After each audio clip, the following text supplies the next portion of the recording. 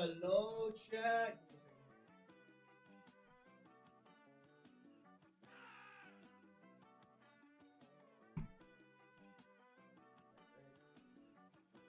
YouTube and Twitch.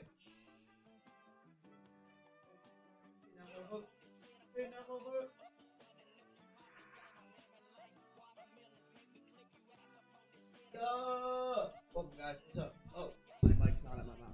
That probably would help. Hello.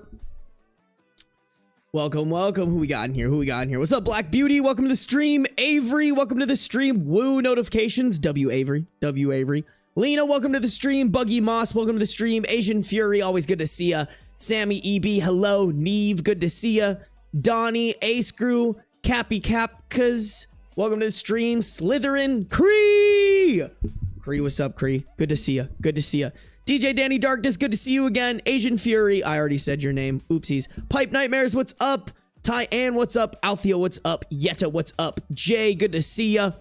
Ramona, good to see ya.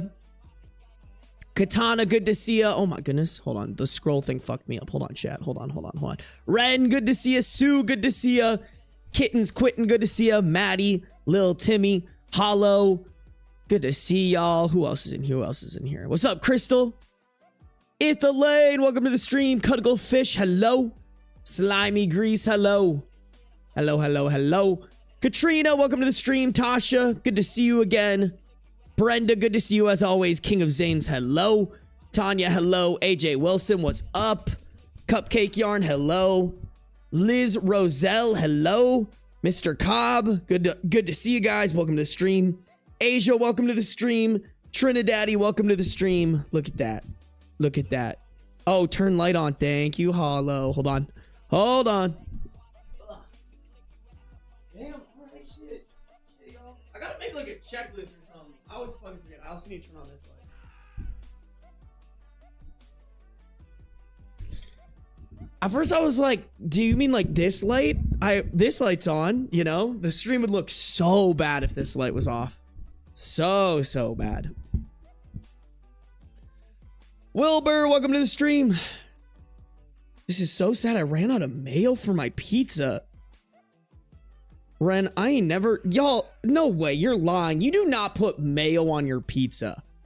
I have never heard that. Damn, not fucking Hollow saying good boy. That's crazy. What's up, Clowner? Welcome to the stream. Artificial Artificer, hello. Yeah, bro, dude, I've never heard of mayo on pizza, bro. I've heard of ranch. That's normal. What's up, Jalen? Kimmy, good to see ya. Do you use a specific webcam? I have a nice camera. I have a $750 camera. I'd recommend it, but it's probably not budget friendly. But if you have the money, I'd get it. I have the Canon M50 Mark II, I think.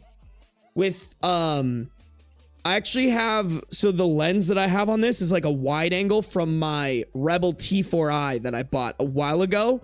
I just got a converter so I could put the converter on my camera and put, because the lens isn't compatible with the camera.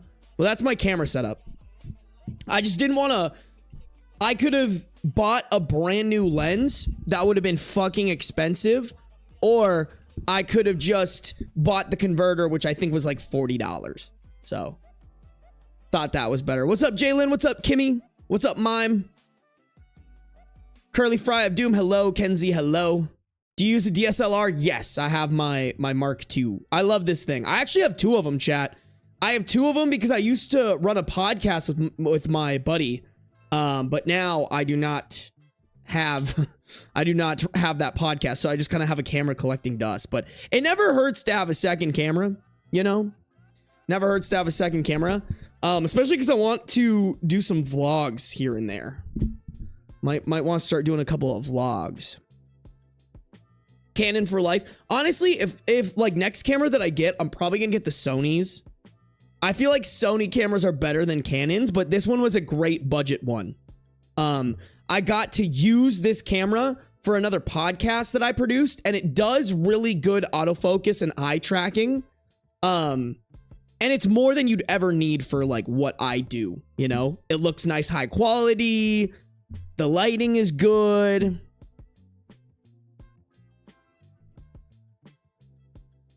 What did Cree say? Cree talking shit?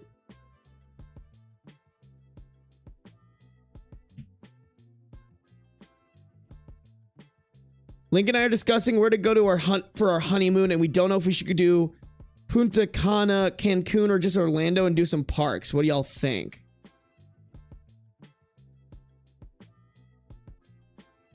I think it depends on what you guys want, you know? I mean, personally, y'all, I don't want to be going to parks for my honeymoon. Like, I want to do relaxing, like, beach vacation things. I feel like theme parks and stuff like that aren't as relaxing. And to me, they don't scream honeymoon. But that's just a personal opinion. If you and Link really like the parks, I say you guys go to the parks. Oker, thank you for the resubscribe with Prime, making Daddy Bezos pay. Let's go. Guys, make sure you're checking for those Prime subs, all right, chat? Make sure you're checking for those Prime subs. Maddie, thank you for subscribing for 1 month at tier 1. Welcome to the subscription gang. Hollow, thank you for all the bits, by the way. Hollow's donated like 60 bits. Also, I think I missed Tabby donated 90 bits at the end of last stream. Oh, fuck you guys. My fucking tea is over there that I meant to drink. Hold on.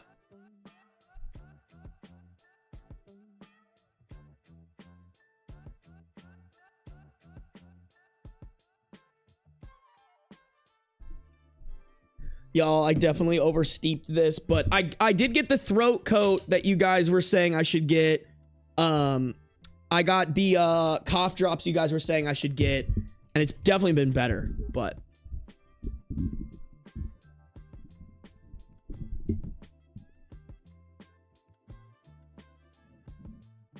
I'm taking a fat bong rip for everyone right now. Hell yeah. Hey, damn, we got a hype train started already. Goddamn. Hollow, thank you for the gifted 1 month tier 1 sub to Bowl of Soup. And there comes Ren. Ren with the 5 gifted, bro. Ren, you are too generous, as always. It's good to see you, Ren. Thank you for the 5 gifted. Guys, if you get a gifted sub from anybody on my stream, all I ask is that you say thank you. Okay, guys? Get fucking gifted, loser. Thank you, Hollow. Thank you, Ren. Thank you, everybody who's gifted subs or given a sub. I appreciate y'all. Make sure you are saying thank you, all right, chat? How's your voice today? I thought it was good, but it's starting to give a little. Guys, I get... Spit on my mic. I get I get exponentially louder while I'm streaming. So... yeah, I don't talk enough like this to like know if my voice, it feels fine, but I could see it maybe giving out, you know, but I'm taking good care of it. I promise. I think if we can get through this weekend without screaming too much, which might be hard because it's my buddy's wedding and I'm also giving a speech at the wedding. So like, this might be a little messy, chat. It might be a little messy, but we will try, and hopefully my voice can heal a little bit, you know? You did not just Haktua your mic? I did. I did, in fact, Haktua my mic.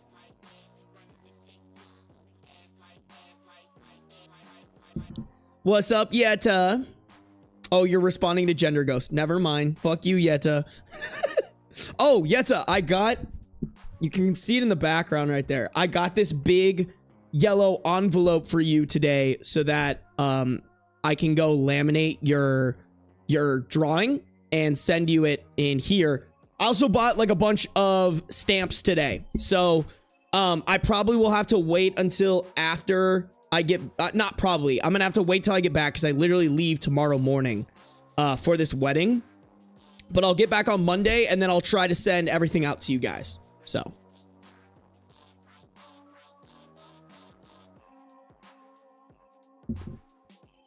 No, not wedding Reddit stories. I'm going to a wedding this weekend. Ben's fault I'm leaving by? Wait, what? Ben Haktua on the mic, that's my cue to leave? Hollow, I feel like you like that shit. That's what Hollow is here for, bro. Eat the stamps. Why would I eat the stamps, Ren? Why would I eat them when I can send them to you guys? Hey, what's up, Pebbles? Welcome to the stream. Hey, what's up, what was her name? Bel Castro? Welcome to the stream, Bel Castro.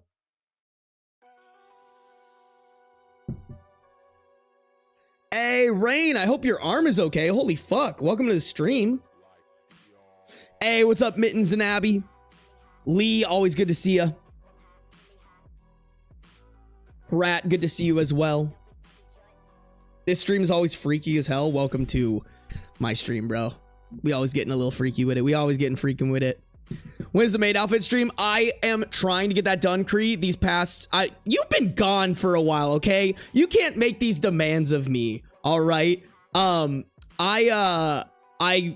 parents were in town this past weekend, and even more of the weekend, actually. They were there since, like, Thursday. And then tomorrow I leave for a wedding for almost a week. So, like, I just can't... I'm just trying to record videos right now. I'm trying to keep the momentum up on my YouTube channel. I'm trying to bring in my editor. And there is very little time for me to fucking plan everything. But we will make it happen. I was showing it off in another stream that you weren't here for, Cree. I was showing off. I literally have the package with the maid outfit. I just don't want to open it until we do the maid outfit stream, you know? I always demand the best of you, Benjamin. How dare you, Cree? How dare you? Yeah, duh. Thank you for reminding the peeps to make sure you guys like the stream. Guys, we got 57 people on the YouTube stream, but only 24 likes. I feel like we can get that up to like 35. Does that seem fair, chat? 35 likes on the YouTube. Make sure you're subscribed. If you're on Twitch, make sure you're following. Guys, I can't let y'all suck me into the yap. I can't let y'all suck me. Pause. I can't honestly, let's be honest. I can't let myself get sucked into the yap. So I say we get started, chat. I want to get this video, or excuse me, I want to get this stream done in 4 hours because I still have to pack. Don't clip that. Fuck you guys. Hey, Ren with the 5 gifted memberships on YouTube. I don't know why it doesn't show up in this chat. I'm sorry you don't get clout like that, Ren. But Ren, thank you for gifting memberships on the YouTube. If you guys get a gifted memberships, excuse me, if you guys get a gifted membership, make sure to thank whoever gifts it to you. In this case, Ren. Ren, thank you for always supporting. I appreciate you. I'm going to try to get your signed Beans photo out on the first round here. I'm going to try to honestly knock them all out. But we're going to have to see how much Beans hates me for dipping his paw in ink and putting it on to stuff, you know? You guys are crazy, bro. You guys are crazy. Okay, y'all, I can't let y'all suck me into the app like that. We got to get rocking and rolling, okay? We got to get rocking and rolling because I need to finish this video. I need to get this video done. Nope, that's the wrong one. I need to get this video done for my editor. As well as for this one, guys. So I left off a last stream. I have 4 AmITheDevil stories to read. And then we're going to immediately hop into some best of Redditor updates. So I found 5 relatively long stories. And I want to cook through them, chat. All right. I need your guys' help. I need your guys' help. I need y'all to keep me on track. Okay. This is the only time I'm going to let y'all yell at me in chat to shut the fuck up. And read Reddit, okay? Can you guys do that for me, all right, chat? That's all I need in today's stream, all right? We need some grind. All right? We need a grind today. All right, chat? That's what I'm talking about. That's what I'm talking about. That's what I need. All right, guys. Let's do the fucking thing. All right, chat? Let's do the thing. Oh, here we go.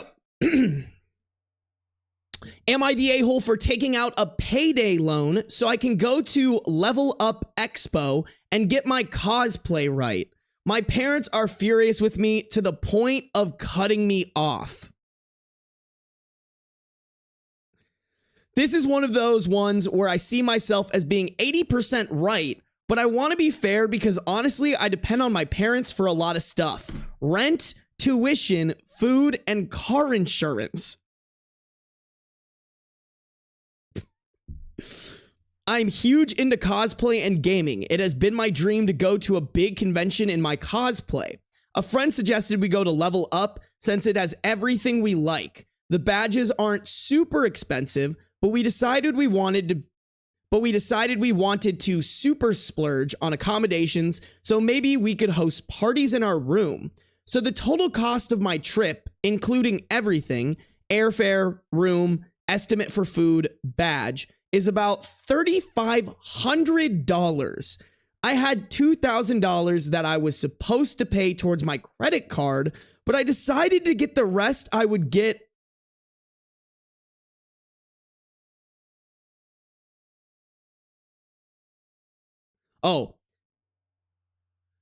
But I decided in order to get the rest, I would get a payday loan. Okay, hold on. But I decided to get the rest, I would get a payday loan. This was back in March, so the trip is all paid for.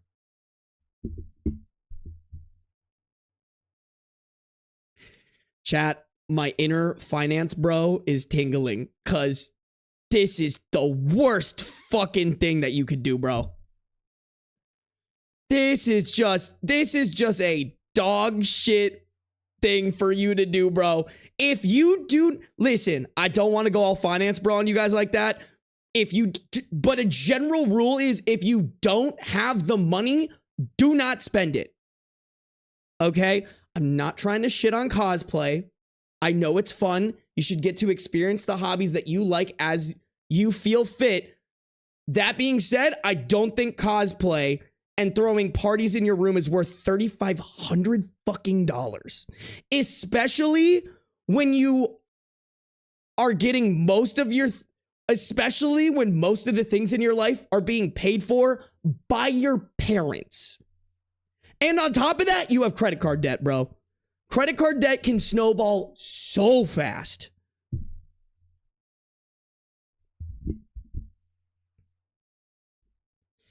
I wanted to keep it a secret from my parents, but I accidentally missed my first payment to the payday loan, and for some God knows how reason, the people at the payday loan place did a search for my name since I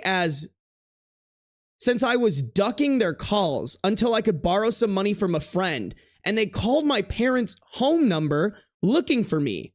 I can't even imagine this is legal. Homie, it's definitely legal if you are not paying back the loan that you probably have a contract for. Like, I can't. What? So here's the deal.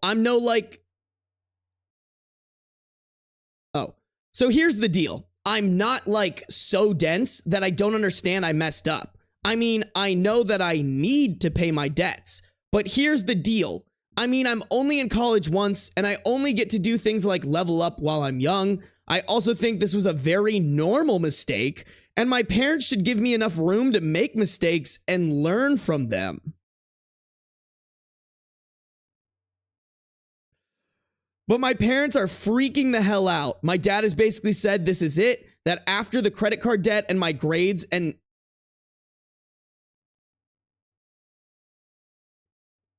that after the credit card debt and my grades and now the payday loan and missing a payment, I have shown a level of irresponsibility that he can't trust me anymore, and I either need to move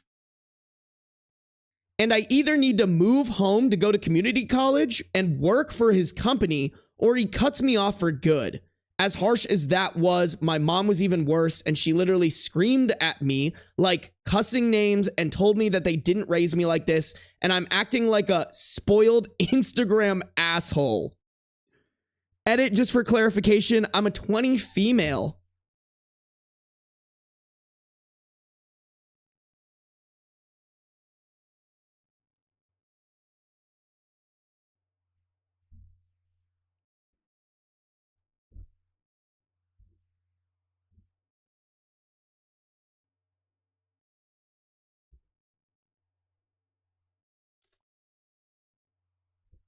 Okay, first off, chat, I totally thought this was a dude. Like, my gender bias on that one went burr.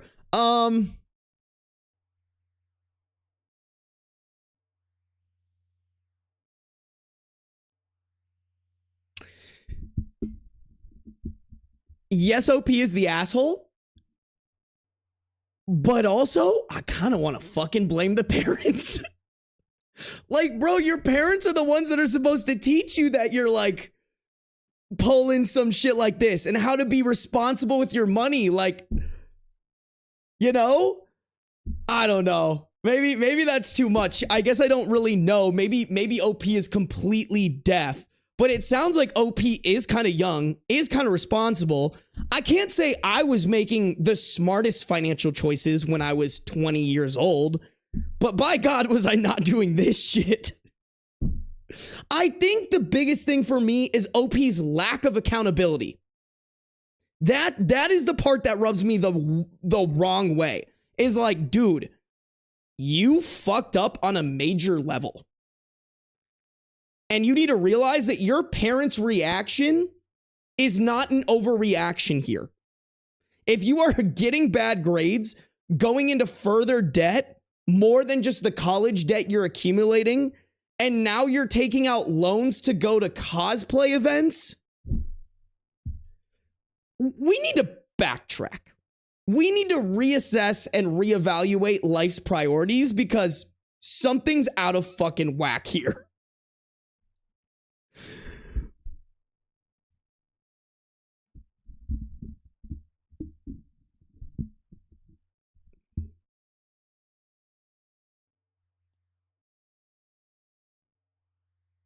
Sometimes parents can't stop their kids from acting stupid. Exactly.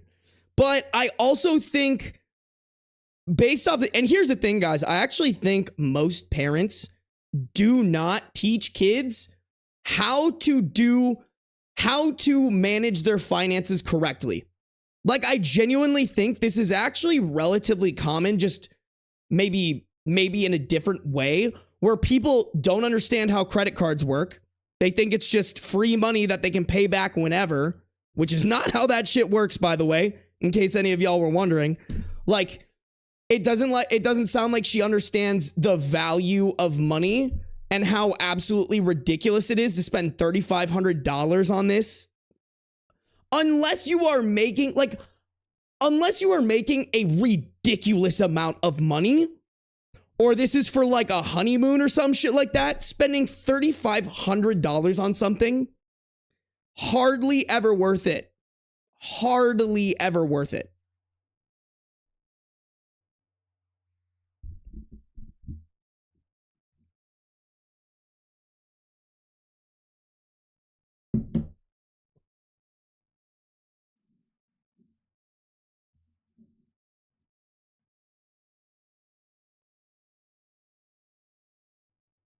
Yes, Creed, the parents were paying for her education.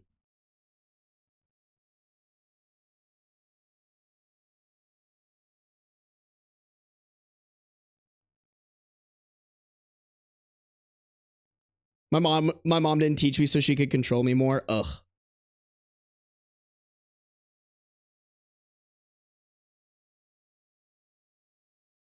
Oh my God. Dude, dead ass, like learning nuances of finance is insane. Like, I think it's super valuable for everybody to understand these. I know somebody was saying they're scared of debt and credit cards. Oh yeah, this is why I refuse to get a credit card or anything. Credit cards are fine if you're responsible.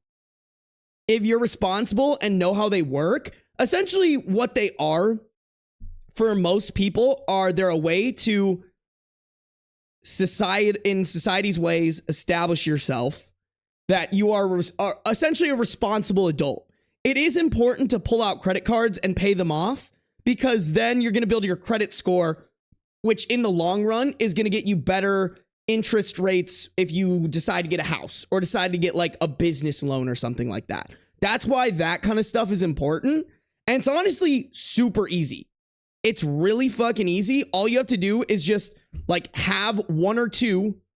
And then every month when you pay your rent or whatever, you just also pay your credit card. It's really easy, honestly. I saw a dude with a 41 credit score. That's insane. That's insane. I'm not responsible. I spend so much money on vapes and gifting subs. Oh, man.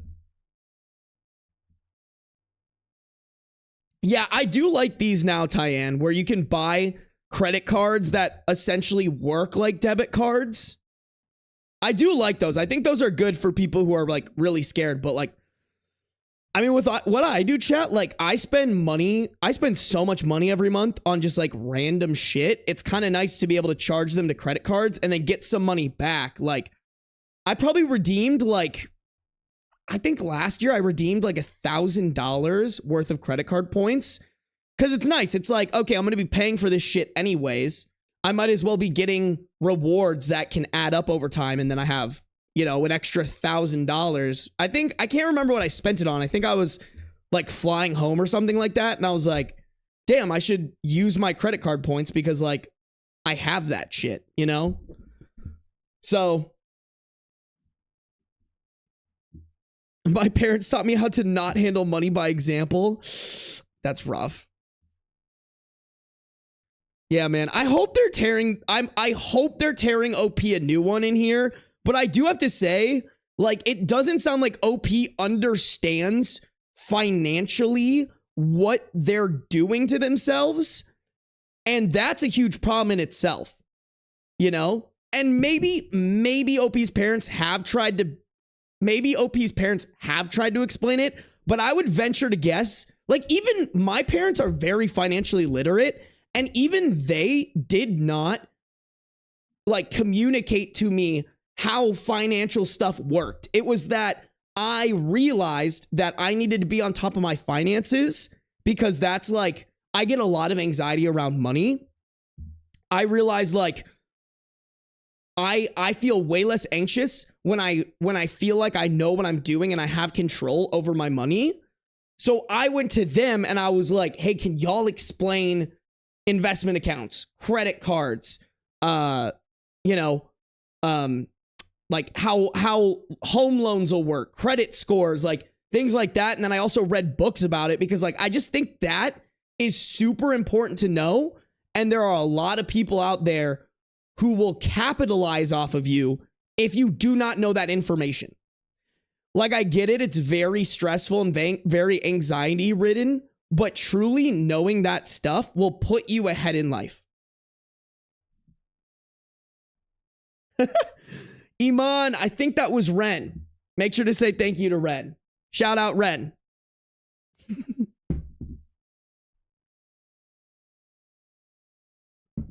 Hey, Contra, welcome.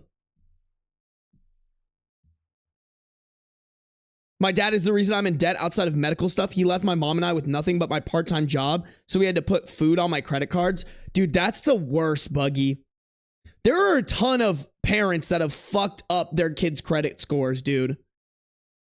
Just ridiculous. I dated this girl in high school whose mom took out credit cards in their kids' names. So by the time that she was 18, she didn't even have a good enough credit score to like apply for a base level one because her mom had fucked up her credit score so bad. Oh, what was me? Ren, you gifted subs and I think someone just said thank you for it right up here. Hey, what's up, Tabby? Welcome to the stream.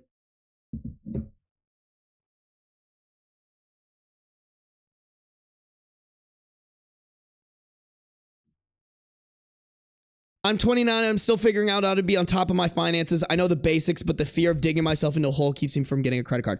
Would you guys be down? Because I'm super fucking passionate about this shit, chat. I will make this just for y'all in chat because I know you guys would probably be the only ones who care.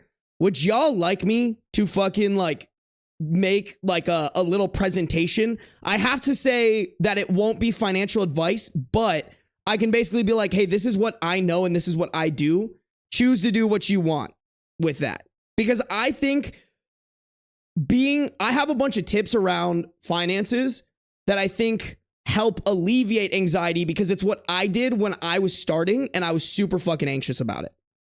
Super duper anxious.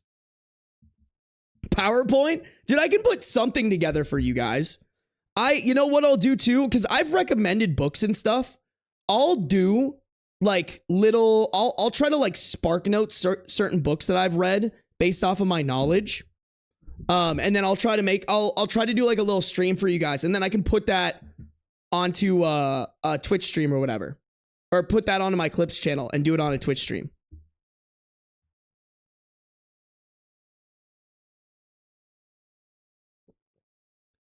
Yeah, Asian Fury, that is the 30-30-30 is a good tool for that. You could even do what did someone say?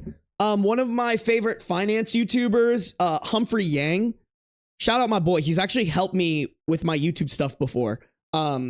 He recommends 50, what is it?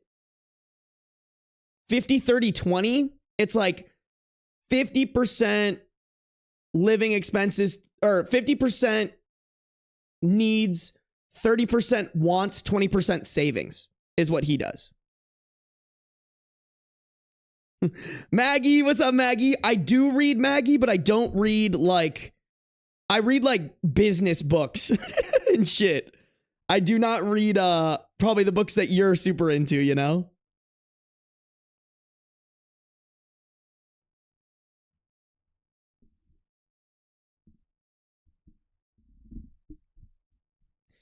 I can't through a book on I can't sit through a book on finances, but if someone tells it to me that's so helpful, okay, Mbem, I could definitely do that.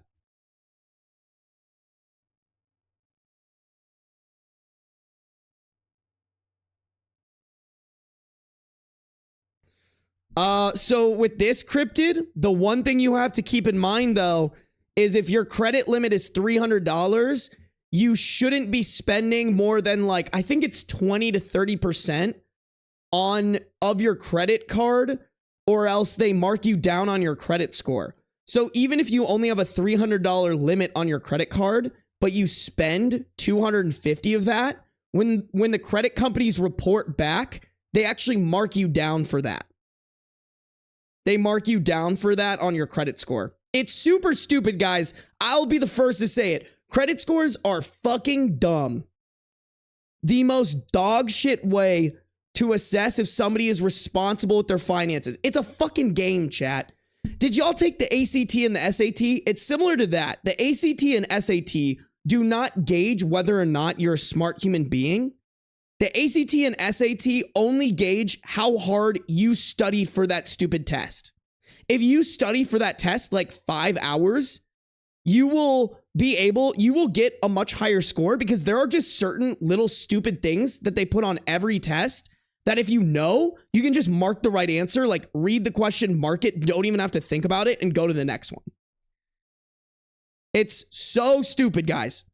Everything in the world that like moves you along is stupid. It's a game, but like the way I look at it is like we're all just the players on the field. We got to learn the rules of the game. By God, do I wish we could change credit scores and make them make more fucking sense, but we can't. So it's like we might as well learn how to play in the field of play, you know?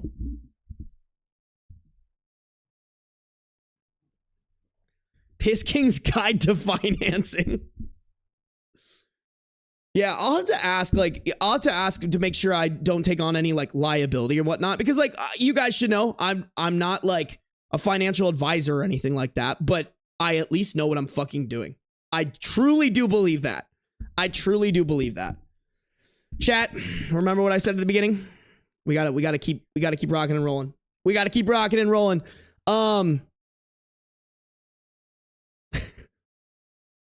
Yeah, I don't know. I mean,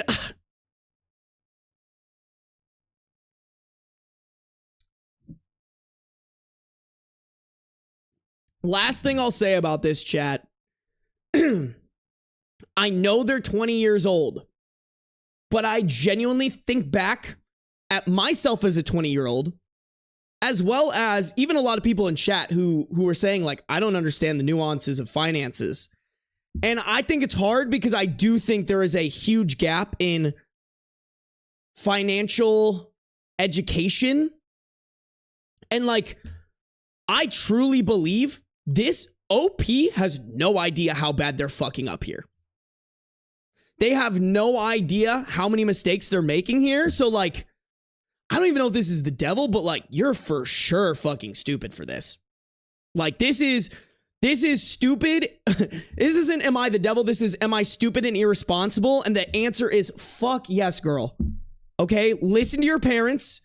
They are cooking here. You are making big, big mistakes. That's all I'll end this. Just in case I'm not sure if I said enough prior.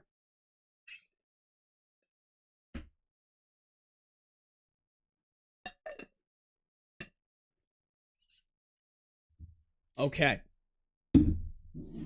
Here we go. r/ask men advice. I opened up to my girlfriend and I think it destroyed my relationship with her.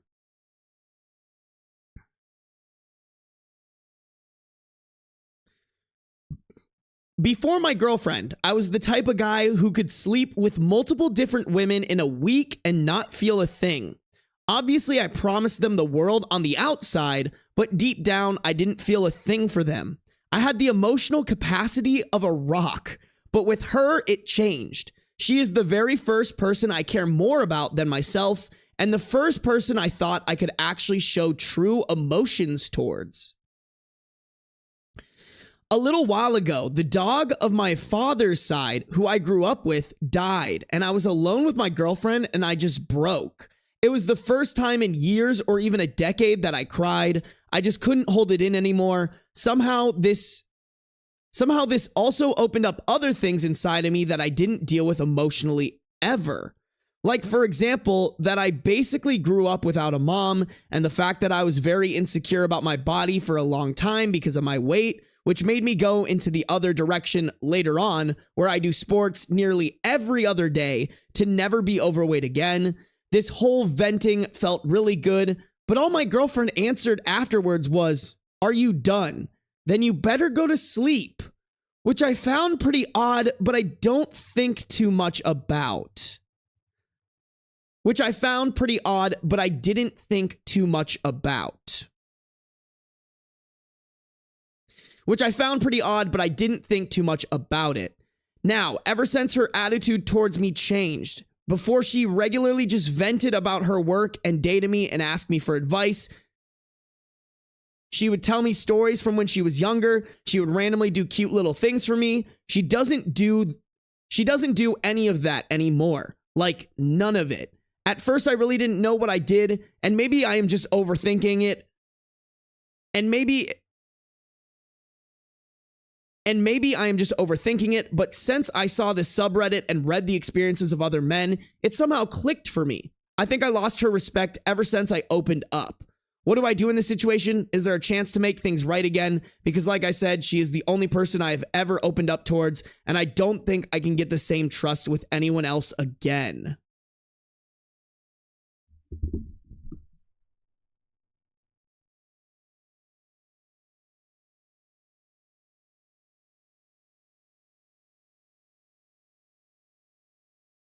Okay, I guess this label makes a lot of sense.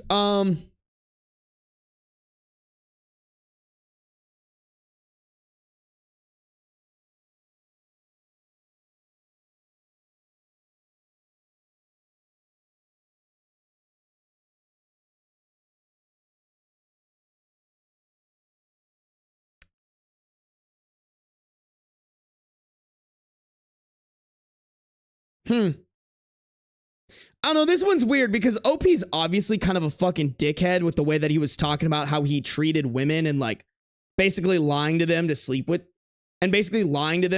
them. I don't know though, I don't really fuck with the girlfriend, like, you know.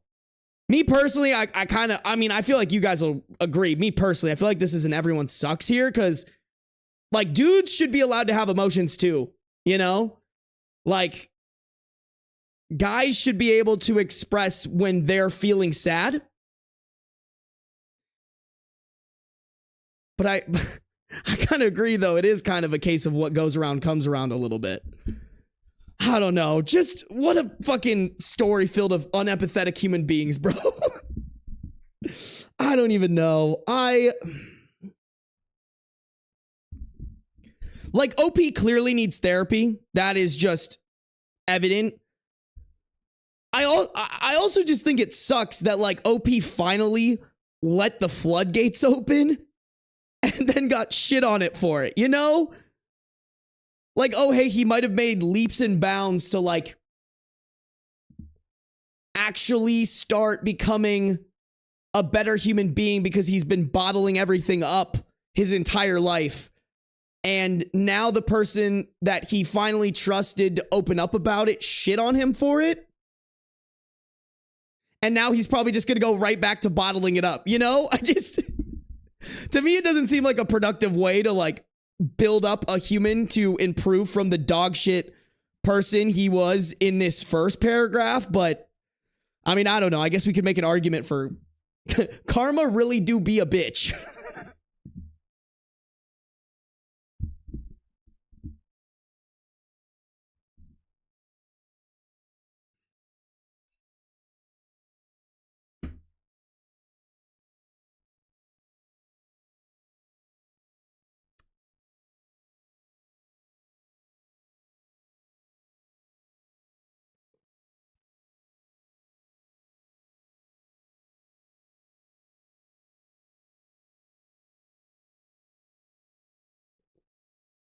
Yeah. I mean, here's the thing, Ayumi. I think what Reddit is saying is he's the devil for this first part. Cause, like, clearly he's a dickhead from here. Like, I don't know. Like, clearly he had some fucked up shit going on in his head. And then that manifested to how he would sleep with multiple women, promise them the world, but really just wanted to sleep with them, essentially. Like, being a huge fuckboy. I don't know, though, y'all. Like,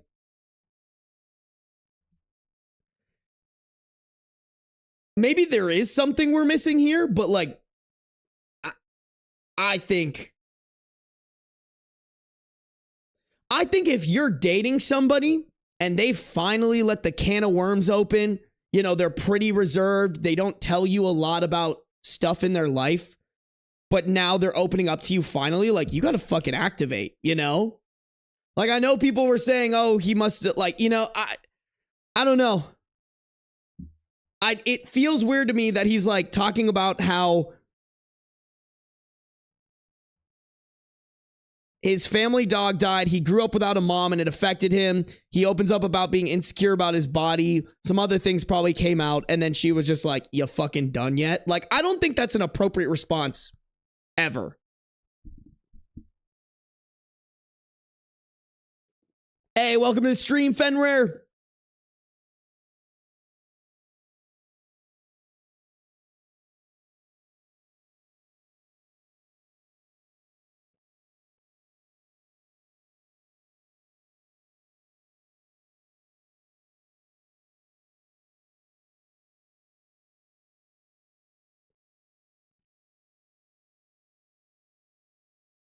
Yeah, I mean, I think everybody's been a victim of that, Tyann. Even guys. Like,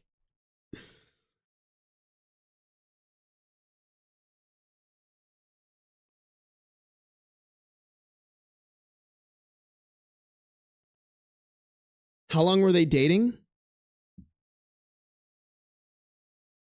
I don't think he ever says.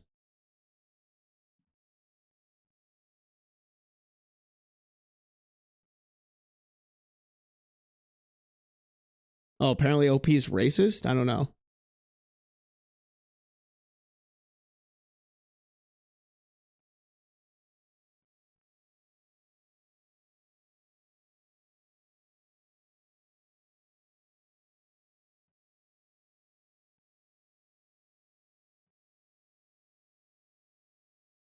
I mean, is she pulling away? This person said this dude isn't nearly as bad as the commenters. I hate how they're acting like she's pulling away because he opened up and cried and not because he has a history of treating women like shit.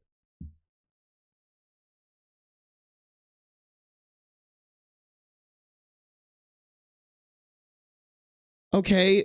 But I think those things, here's my problem, chat, is everyone's evaluating this on like the girlfriend is treating him like shit because he treated women previously like shit. And now it's tit for tat. Whereas I think they're two separate cases. Like OP's a fucking dickhead because of the way that he's been treating women in his past. But now we have this separate event where he finally opens up about his stuff, which, like, don't get me wrong, he needs therapy and to figure it the fuck out. And maybe we could argue about some sort of trauma dump, but like, I think with your partner, you should be able to share the things that you are very emotional about. I don't know. Yeah, I don't know. I think, but I still think it's a separate case. Like we have this case where he's a fucking dickhead, but now we have this other one where it's like he's opening up to his girlfriend who should care about his emotions and should allow him to be emotional, even if he's a man, and she's shitting on him. Like, I don't like this comment where it's like, oh, well, because he did this, she's doing it. That's not what's happening here. She's not pulling away. Where'd the fuck it go?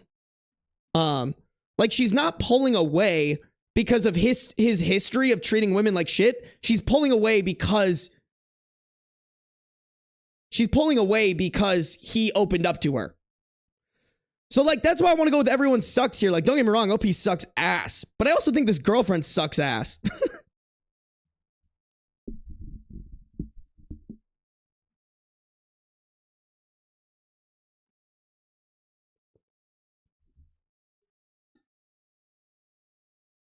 Yeah, okay, that's how I feel too, Maddie. It's not trauma dumping if you're in a relationship.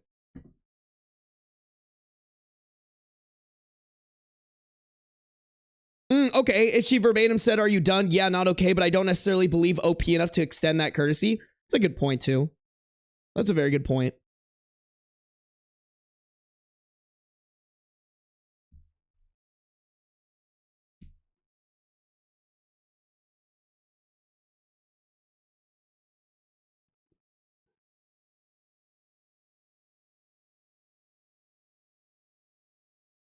Is it possible for everyone is the devil in one of these stories? Honestly, Dragon, I kind of fuck with that too. Like, I think OP has some serious issues around how he treats women and probably needs to go to therapy for that. And I'd say he's the devil. I also think you're the devil if you're a woman and your mindset is that men can't be emotional. Men can't have thoughts and feelings and wants because you're a man and you're just supposed to tough it out. Like that to me is fucking stupid.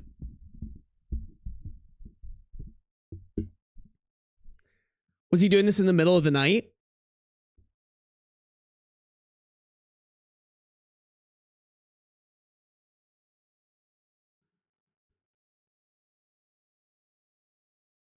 It never said that it was in the middle of the night, but it says, are you done? Then you better go to sleep. So maybe it was late, but like, yeah, I don't know.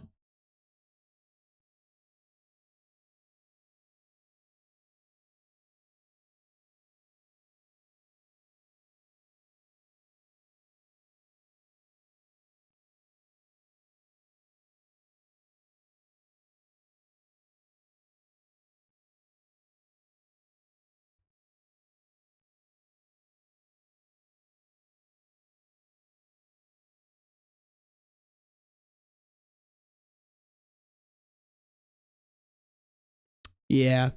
Yeah, I think we're all on the same page here, but just an interesting one. No, I think this does belong. Like, don't get me wrong. I do think this does belong. Excuse me. I do think this belongs in r/AmITheDevil, but like with the caveat that the girlfriend also fucking sucks. Yeah, let's keep going, chat. I say we keep rocking and rolling it. Oh, this one's pretty quick. You guys, by the way, if you guys are on the YouTube, make sure to like up the stream. We got 86 viewers, but only 53 likes. If y'all could get that up to like 65, that'd be pretty sick. If you guys are on the Twitch, make sure to follow. Also, Cryptid Ho, subscribe for 1 month at tier 1. Thank you for subscribing. Cryptid, good to have you. Welcome to the sub gang. Alrighty, here we go, guys. Am I the a-hole for growing cold when I learned about my girlfriend's past? I male 30 met. Oh, I see. I male 30 met who I thought was my dream girl, female 29. Everything clicked and I never felt so comfortable with someone before. She's beautiful and kind and gentle and everything I was looking for in a partner. One night, she disclosed that she had a serious relationship before me where they engaged in sexual stuff without intercourse being involved, and that was the only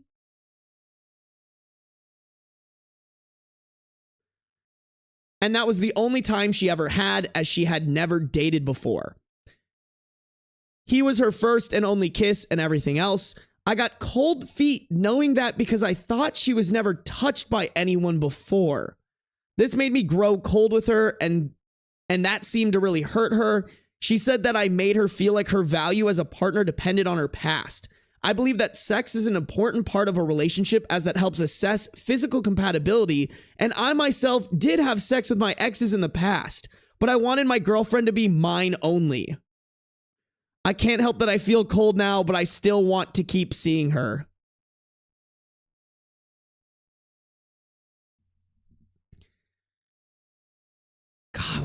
God, what a little fucking hypocrite, bro. Like, so you're saying you're a fucking man slut and you're more concerned with the fact that she had sex with one person. Like, I will never understand people like this. It blows my mind. She's beautiful, kind, gentle, and everything I was looking for, but she did something that I've also done and had premarital sex. She had sex with somebody else. Ugh, I'm just so cold. I can't get over my little stupid man-child brain and get over the fact that adults are gonna have sex with each other because that's what you do, bro. Like, fucking ridiculous, man. That is just... Bro, go to therapy and get a fucking lobotomy. What a fucking little rat. Absolutely the devil. Andrew Tate ass mentality. You're totally right, Kenzie. And Kenzie, thank you for subscribing for 1 month at tier 1. I appreciate you guys. Thank you guys for all the subs in the stream. Just in general, you guys are so fucking supportive. Subs are never required by any means, guys, but by God are they appreciated. Is he a virgin? No, Iman, he is not.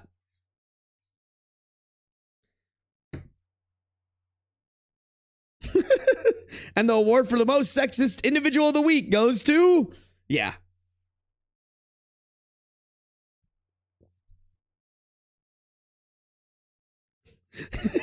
Sammy, this is kind of how I felt too. She's 29 and has only gone to third base with one guy. Leave her alone, dude. Nah, bro, for real. Like, maybe I'm in the wrong circles, but I have very few friends who are around my age and haven't been around the bases a couple of times, you know? Like, and that's fine. I think that's how it should be. I think that's the norm, but like, bro, if that's really important to you at the age of 30, like, you got to start reassessing your expectations, bro.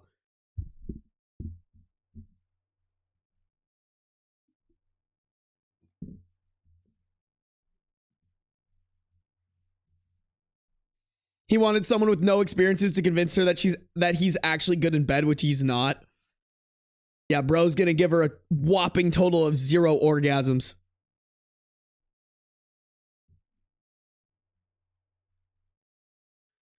Dahlia, purity really only is harshly enforced on women. It's like, it's at its base purely, mostly, I wouldn't say all the time, but mostly misogynistic. Because it has that like, oh, you've been penetrated, you're impure. Just on some dumb shit, bro. I'm almost 30 out of everyone my age. I'm the only virgin. No, for real. Like, it's not, I feel like it's very uncommon to be 30 and still a virgin.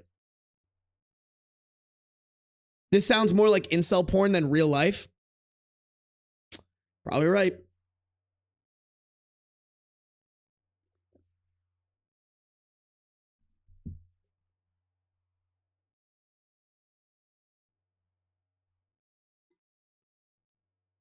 He's going to give her the most okayest wienering. I love wienering. Wienering is such a great term.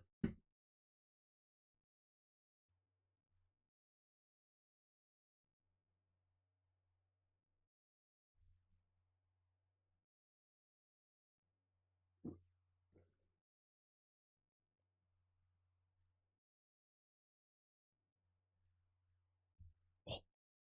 Guys, Beans is out. Did y'all see that shit? Did y'all see that shit?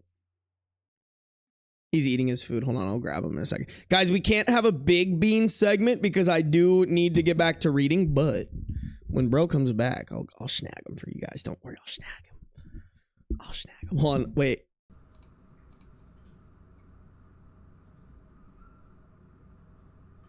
Hold on.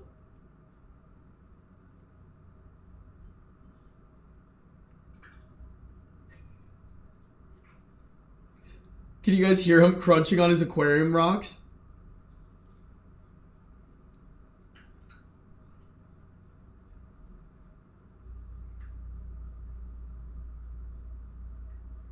Can you guys hear that?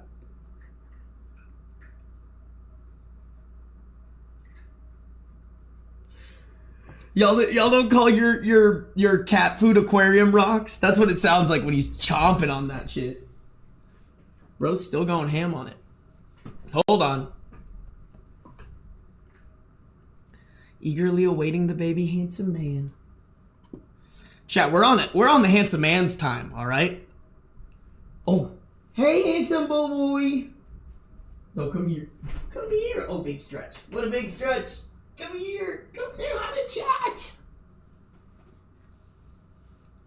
Mwah.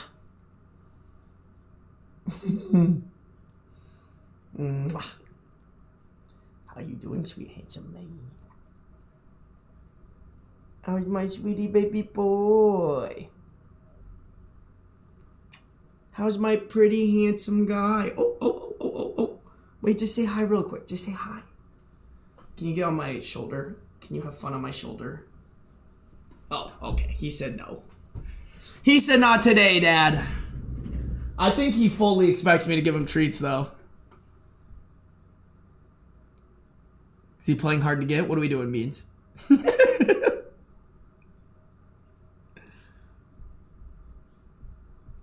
His coat is so silky, shiny, pretty. I just combed him. I just combed a handsome man. What are we doing? All right, guys, we're gonna give him 2 treats just because he's waiting for him. We're gonna give him a couple treats, chat, but then we gotta get back to the reading, all right? I should comb my cats. Thank you for the reminder. You're welcome. Everybody watching this right now, comb your kitties, all right? They like it. They do be liking it. Okay. Beans, this is from chat. Quick little treats for you, okay?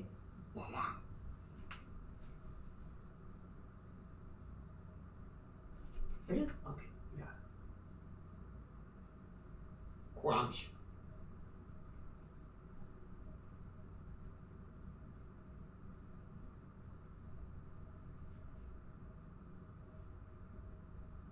Woo!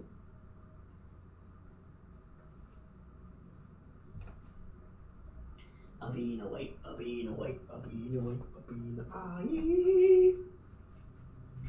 Yeah, oh. Are we watching for the people?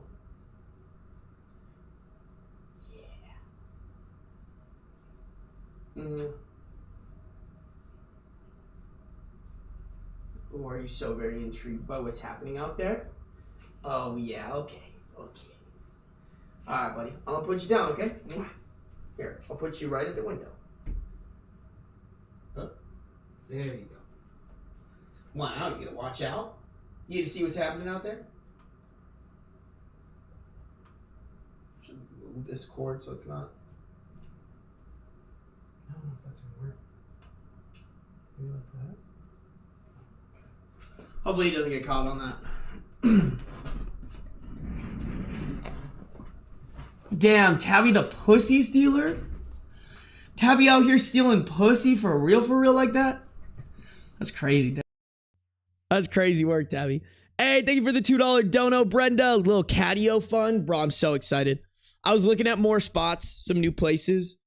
I can't wait. I've been like peeping. I've been peeping because I want to get one with like a good catio, you know? Or a good area for a catio. I'm excited, y'all. I'm excited. Guys, I haven't run any pre-roll ad or any ads on this one. I'm debating if I want to, low-key.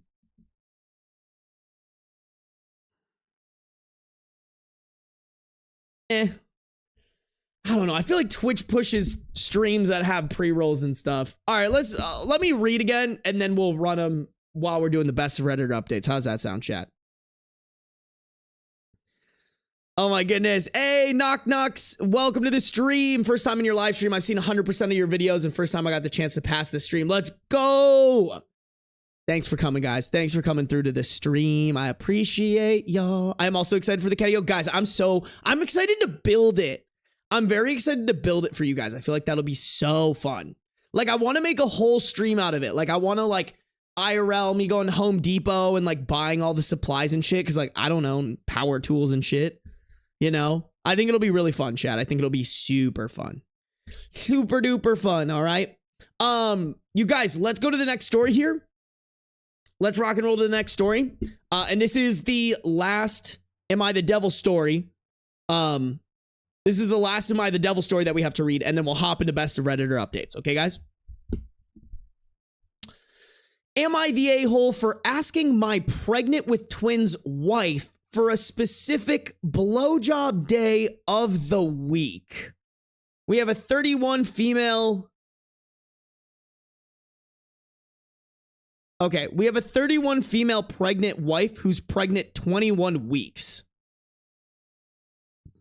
Sorry, hold on. We have a 31 female wife who's pregnant 21 weeks with twins.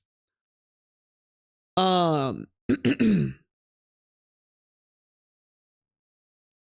sound like an idiot. I sound like a sex-hungry, typical man, I know, but I'm at my wit's end.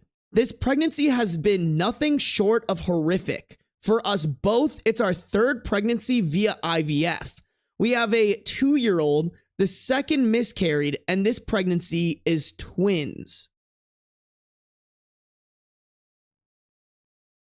From the get-go, there was blood, daily blood. Then there was what only can be described as a nosebleed amount of blood. Off to the hospital we went. Everything's okay. Days passed. We had sex on our wedding anniversary. And then immediately there were lots of dark blood clots. Everything was okay after a scan. More scans. More scans, more scans. By the time it came to our 20-week scan, we had been to 10 scans, made up of private self-reassurance scans and hospital visits, namely due to the constant blood. Our 20-week scan showed 3 worrying things. 1, a short cervix, 2, placenta over the cervix, and 3, blood lakes on the placenta, but not making up more than 30%, so we have an awful lot to worry about. Oh, okay, I think there's an end parentheses here. But not making up more than 30%. So we have an awful lot. Okay, wait. Actually, real quick, guys, I have no idea what a blood lake is. I'm going to Google that because I'm sure other people watching the video have no idea what it is. Okay, blood lakes pregnancy.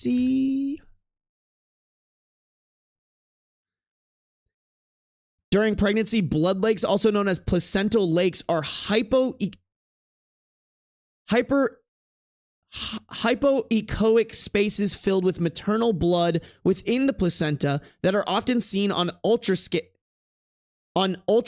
scans and are typically considered a normal finding not a cause for concern unless very large or numerous or seen early in pregnancy. What counts as early pregnancy?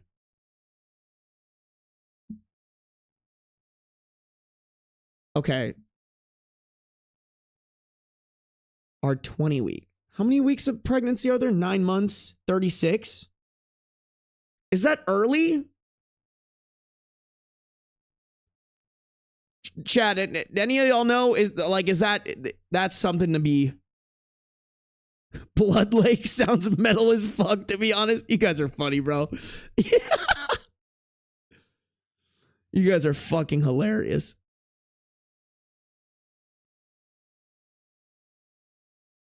None of y'all heard that voice crack. All right, shut the fuck up. Nobody heard that. Nobody heard that. 20 weeks is still early. Okay. All right, cool. Cool. Heard what? Exactly, Yetta. That's what I'm talking about. That's what I'm talking about. Y'all didn't hear anything, chat. Okay. So TLDR, it is something to be worried about. Okay.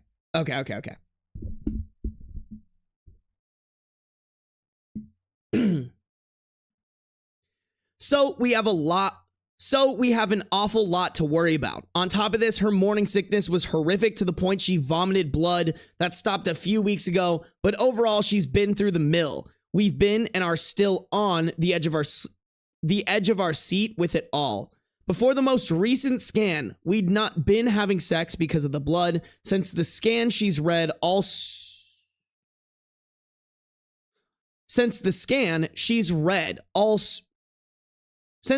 she's been reading a lot of books and decided that sex is bad for the conditions she had, and if that's the case, then I'm okay with it. The wedding anniversary occasion was the stuff of nightmares, and I don't want to cause the death of them through sex. She's read there could be cervix funneling, and so she's not to get excited, so I can't stimulate her clitoris or other non-penetrative means. And so I've said, you can still give me a blowjob though. And so there's nothing.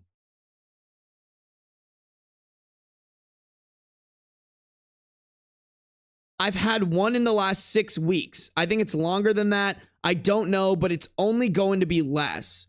I asked her today as our 2-year-old went to sleep, whilst he's asleep, can we? No, I can't be arsed. So I sighed. What you sighing for? Initially, I didn't say.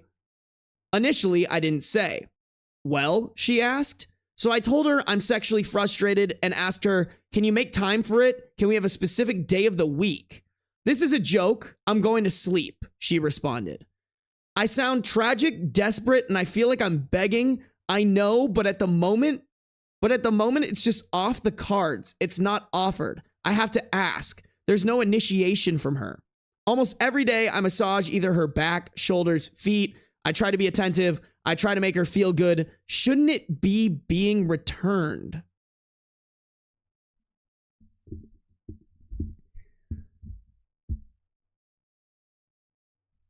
You fucking moron. She is carrying two crotch goblins that you put inside of her. The least you can do is give her a massage and not hound her for a blowjob, bro. Like, this is a red flag to me. Like, don't get me wrong, y'all. I like sex just as much as the other guy. That being said, if you need to go 9 months without having sex, bro, you've probably done it before. You will survive it, you know? Like, take some of those pictures and videos that you probably maybe have of you and your wife and just go stroke your shit in the bathroom if you're sexually frustrated. All right? Like if it ain't the consequences of your own actions, if you want to not have children, if you want to not have being pregnant get in the way of you having sex with your wife, don't put babies into her, you know? Oh, if it isn't the consequences of your own action of wanting to breed. Like, just stupid, bro. Just fucking dumb. That's so stupid. Like, so unbelievably stupid. And I've made this comparison before in a previous video, and so many people got so fucking mad about it, but I'll say it again because I'll die on this hill. Giving a massage is not the same physically or consensually in any way, shape, or form to having sex. Bro, if you really want a blowjob that bad from her, like, fucking, like that needs to be her decision. You know? Like, be like the best fucking husband ever, and if she feels like it, she'll give it to you. That's how blowjob should be. It shouldn't be, oh, we need to make a day of the week that you're gonna suck my dick. Like, what? What a fucking stupid concept. If you think like that, you're actually brain dead and need to go, like, you need to be, like, slapped. Ugh.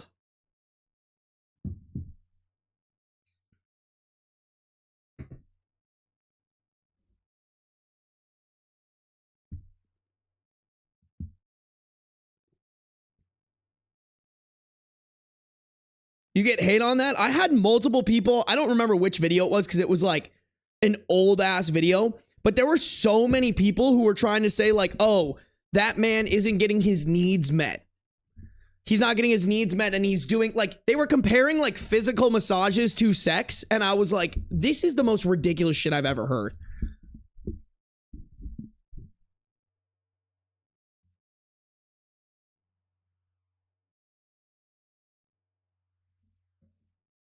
Boy said, I, much like a cow, need a milking day, my beautiful wife. Oh my God. That's what, see, Kenzie, that's what I'm saying. Like, bro, just jack it and move on. Like, you know? Just stroke your shit and call it a day.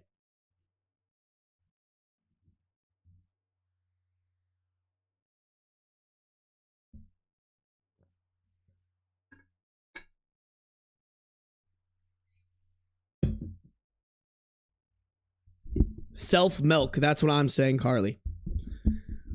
A little self-milk action. Can we lobotomize him for Women's Day even if it's late? I agree, Neve. Let's do it. Let's do it. Okay, guys. We did it. We made it through all the dog shit Am I the Devil posts. I'm gonna X out of those because they were making me very angry. You guys, I want to hop. You guys know the drill. I need to rock and roll into the next video so I can give my editor as much content as possible to edit. I need to go pee. I need to fill up my water. I'm gonna run some ads on Twitch, and yeah, that sounds like the move. We're gonna run some ads on Twitch, and then we'll be back here, and we're gonna start on Best of Redditor updates. Okay, chat. Play nice in chat, everybody. Ooh, boom, bam. Okay, here we go.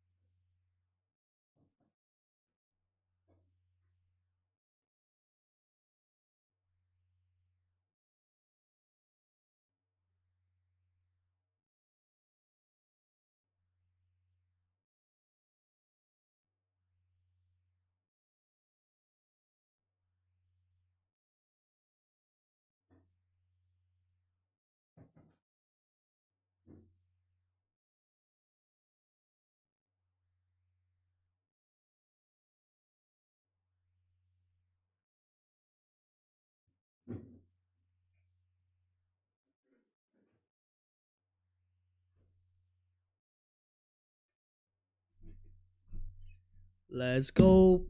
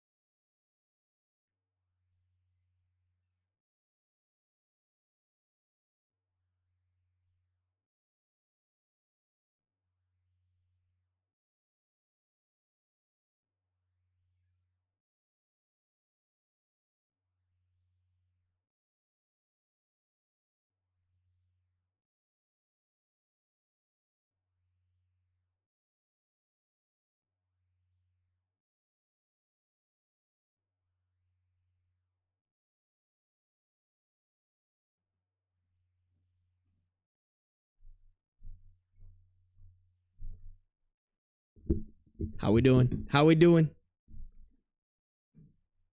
Damn, are we starting a fight club? Yo, you guys already broke the #1 rule of Fight Club. Y'all want a piss stream fight? What the fuck? What are you talking about, Danny? What is Danny talking about, bro? Hey, Ren, good night. Thanks for tuning in, Ren. It was good to see you. Hey, what's up, Hannah? I'm back to lurk. Welcome back, Hannah. Welcome back. Hey, Cinema Roll. Welcome to the stream. Thanks for coming over from YouTube. Were the signed pictures shipped out? No, I just actually bought stamps today and a very big envelope for Yetta's custom drawing for 100 subs. God of Monkeys, thank you for the 100 bits. I have a lot of money right now. Don't know what to do with it. Might gamble. I don't know. Hey, yo. Should buy.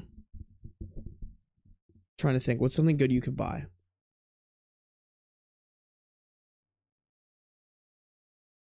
Guys, what is some stuff that God of Monkey can do with their money? I feel like you should go get some Euro food. That's my recommendation. I love me some Euro food. You love the chaos? I do love the chaos, Tasha. I can't even lie. You can use it to buy me Monster Hunter Wilds. Y'all are crazy, bro.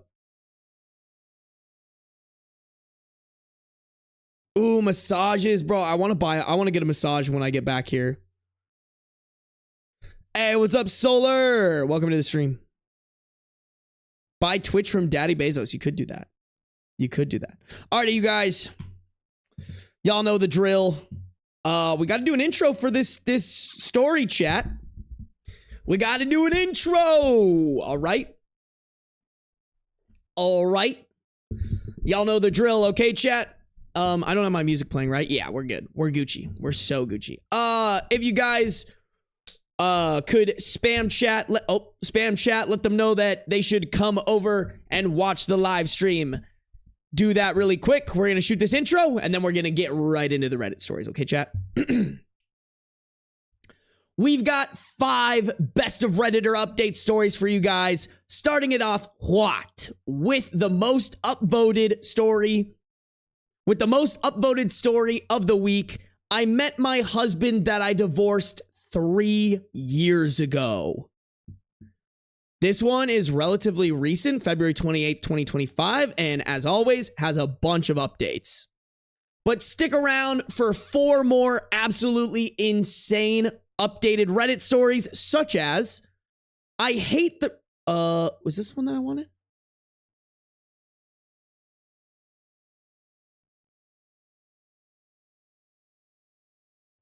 Okay, yeah, I think this was the one.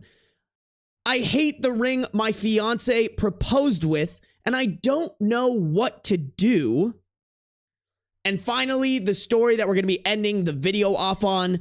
My wife returned from a work retreat with a hickey. She swears it's a bug bite, but I'm not convinced. I'm at a loss. How do I move forward? Lots and lots of juicy updates today. You guys already know what we're doing. We're locking in here and reading some Reddit. Alrighty, chat. I said we hop in. We got some good stories today. I met my husband that I divorced 3 years ago. Original post, February 28th, 2025. I, 35 male, divorced my husband, 36 male, 3 years ago. And God, I miss him. I asked for a divorce for a few reasons, most of which being that his depression got exponentially worse. Most of which being that his depression got exponentially worse day after day, and he refused to seek treatment. Sometimes he wouldn't even go into work and ended up getting fired from his job. I stayed with him for so fucking long, praying that one day he would start trying to get better. It was all I ever wanted, but that day didn't come. I sobbed the entire time signing those papers, and when I handed them to him and asked for a divorce, he gave me the emptiest, deadest look and signed them without a word. My heart felt like it had been shattered with a hammer. Anger and sadness and fear tied together in the world's tightest, ugliest knot and inset deep to my chest. And set in deep into my chest. I think that's what they were trying to say there.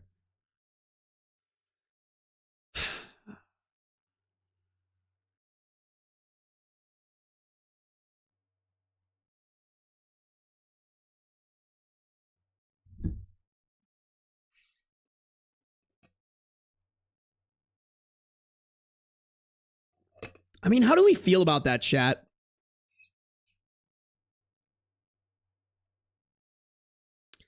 Like, I get it if the person doesn't want to seek help for their mental health and it's affecting to the point where it's affecting you too. I kind of see it, but like, he did abandon him, you know?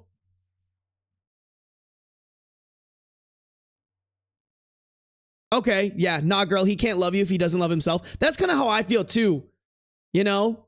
Like if he doesn't overcome this hurdle, like there's no way that OP is receiving the treatment and love that OP deserves, you know? I think you can't help someone who won't help themselves. I think you can't help someone who won't help themselves. I agree. By the way, this is a man. This is a 35 male OP. Did I say that right, chat, when I was reading it?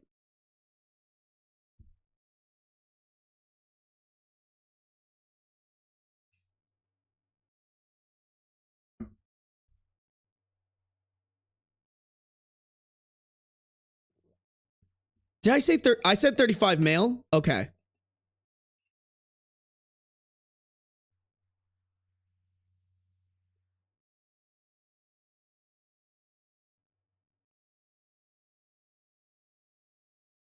We just have woman goggles. No worries, guys. I get it. I'm not judging any of y'all.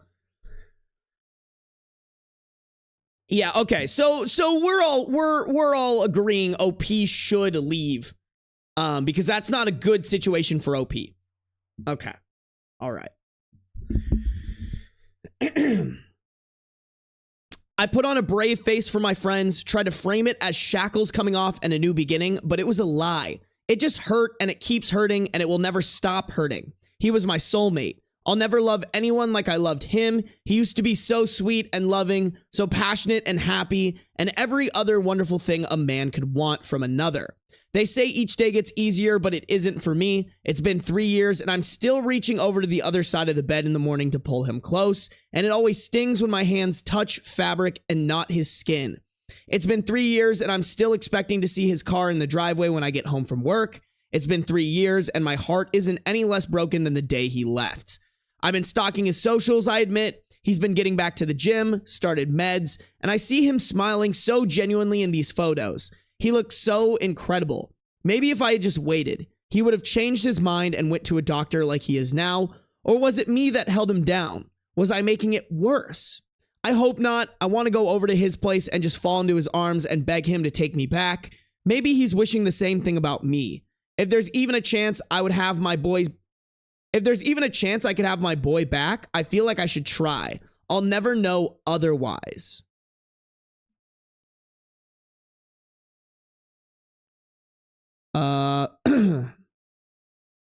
Okay, I'm going to read these edits because they add information here. Edit. So a couple of clarification points here. One, I am a homosexual man. My husband is a homosexual man. I am not a woman. Yes, I know I'm effeminate and kind of emotional. Get creative. 2, my husband was a binge drinker. He refused treatment no matter how much I begged. We got antidepressants, but he wouldn't take them. I know he started meds now because he's posting about them and his 2-year sober chip that he got last month. 3, I never stopped loving him. I never loved him any less. Near the end of our marriage, I started drinking to cope. The second I realized I realized he was dragging me down with him, and I couldn't help him anymore. I didn't dip the second it got hard. Many of you are being kind of rude. I'll accept that I wasn't the perfect husband. Nobody is. But claims that I never loved him are just wrong and make me feel sick to my stomach. Okay, yeah, knowing that too, I think it was totally the right move for OP to get out of that. Edit 2, no, I am not the catalyst for this. His depression started when his younger brother died terribly. His depression started when his younger brother died terribly and unexpectedly. It's not because he just hated me so much. We were childhood sweethearts and had been together for years when this happened.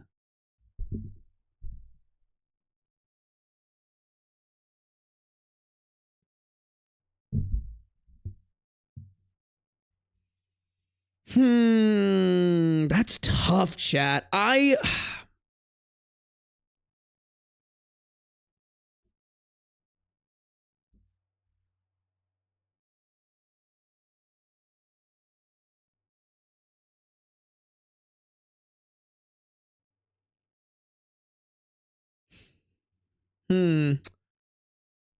want to know like what frame OP left the relationship in. Like, does OP's husband, or excuse me, I guess ex-husband, does OP's ex-husband know that OP still loves him?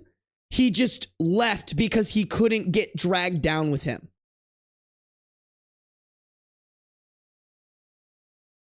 You know? Like, did they sign the divorce papers and he said, like, hey, I still love you. I still want to be with you. Like, let me know if you ever dig yourself out of this hole, you know? Because I think if that's the precedence that he set, I think he should wait for the husband to reach out. You know? And I also think that's just healthier for that husband to know, hey, this is the reason why I'm leaving you. It's not because I don't love you anymore. It's because this destructive behavior is taking me with you. Versus, like, if he didn't communicate that, this husband could be thinking, OP's husband could be thinking, oh, OP doesn't love me anymore. He left me. Like, even though I've changed, there's no way that this could happen. And then I'm like, cause like, y'all, I kind of want the happy ending here. I want, you know, I want OP and the husband and like, now kiss, you know, like that's what I want here. As long as the husband is truly healing and as long as OP isn't lying to us and wasn't the catalyst for the ex-husband's depression. All those things assumed, in order for them to get back together, I actually think it is better for OP to reach out to the husband. But also, I almost wonder if 3 years is too short. You know? Like, I think you maybe have to give this another year. Not only to maybe give the ex-husband the time to maybe he's not at a point where he feels like he's ready to reach back out, you know? Because I feel like 3 years, that's still pretty fresh. On a long journey of healing from a divorce, alcohol addiction, and depression, like, in the grand scheme of things, 3 years isn't that long. But I can see y'all in the chat being like, nah, he should reach out. We want the happy ending.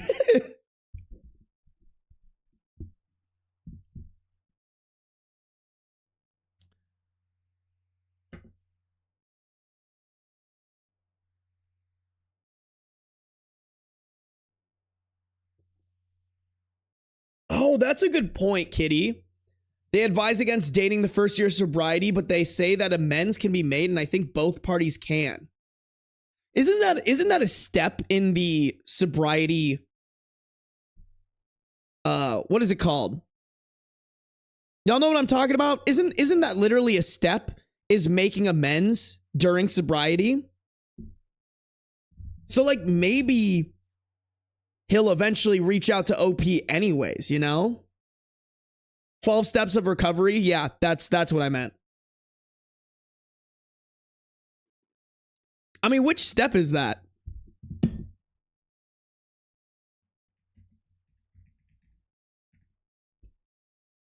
Damn, that's crazy. I just wanted to know.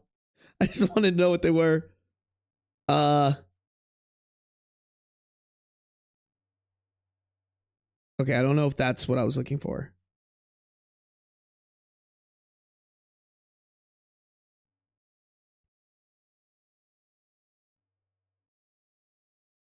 Okay, wait. I want the actual 12 steps.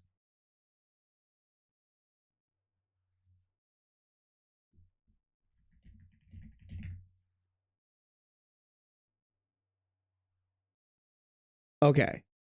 Admitting, believing in a higher power, turning your life to a higher power, moral inventory, admitting one's wrong. Oh, here we go.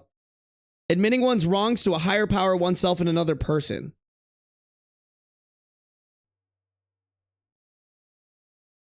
Making a list of number 7, making a list of people harmed and becoming willing to make amends.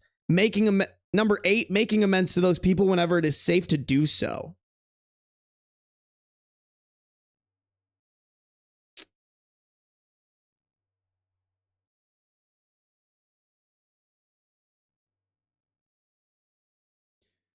So, okay, hold on.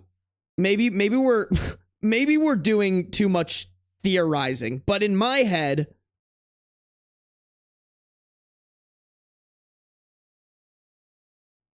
where did it say it? I know he started meds now because he posted about them and his 2 years sober chip that he got last month.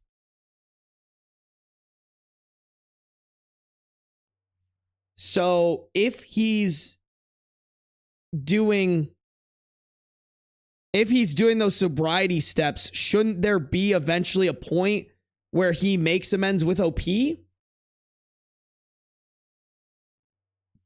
know? Like I'm almost wondering, guys, like, is it better for OP's ex-husband if they wait to make those amends? Or is it better for OP's ex-husband to make those amends when he feels comfortable and that he's in the right place to do so? Would OP reaching out to him be almost like forcing that along? Because like maybe he doesn't think that he's in the right place to make amends, you know? He might not be in the program, but why else would you get a 2-year sobriety chip?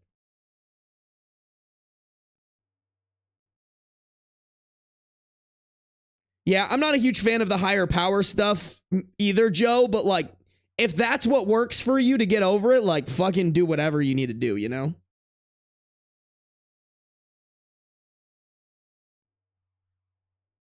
They don't always have to reach out to everyone, but also he might not be taking the same steps.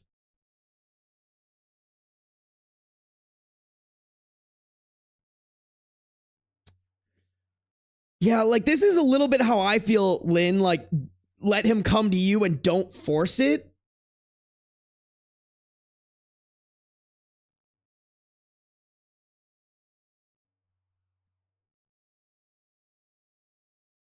Yeah, I don't know. I feel like maybe I just don't, maybe I don't know how to operate around this because I've had very little experience with people who have serious addictions like this.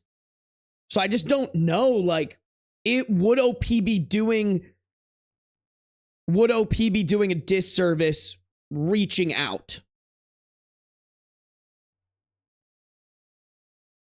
Would OP be doing a disservice to the ex-husband by reaching out in like via making him like forcing him to make amends when he's not ready yet, you know?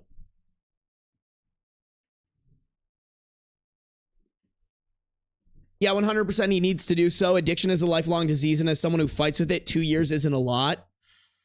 Yeah.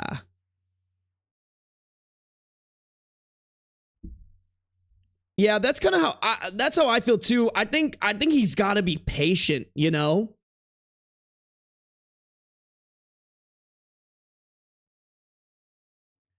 Ooh, I won't lie. Would we be saying get back together if they were a straight couple? Wouldn't we say don't force it or treat it like a fanfic? That's a good point, Tabby.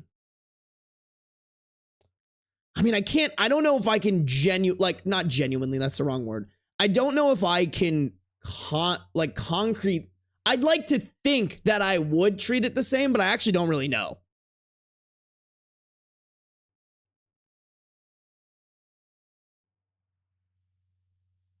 I think the other thing here too, Tabby, is there was no abuse, at least from what we know. There was no like physical abuse or anything like that. Like it sounds like the ex-husband kind of like let him do his own thing. Like gave him the divorce when he wanted it. So I don't know. That's a good question though.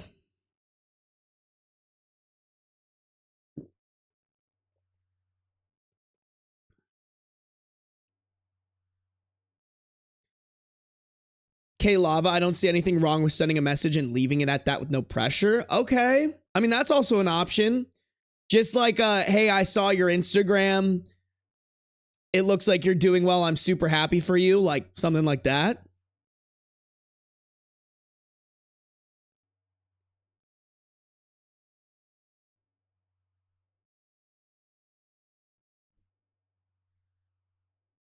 Yeah, I don't know. Here's the thing, chat. I think my final answer is I would recommend he waits another year, if not even a little bit more, before he reaches out. I think if you go like a year or two longer, I still think 3 years is fresh, and his real journey hasn't started since like 2 years. So like, I personally think OP needs to wait. I think OP needs to have a little bit of patience here, but with the mindset of like, if he doesn't reach out to me eventually, I will reach out to him eventually. I think that's my final answer. Yeah. Okay, let's do some relevant comments here, chat.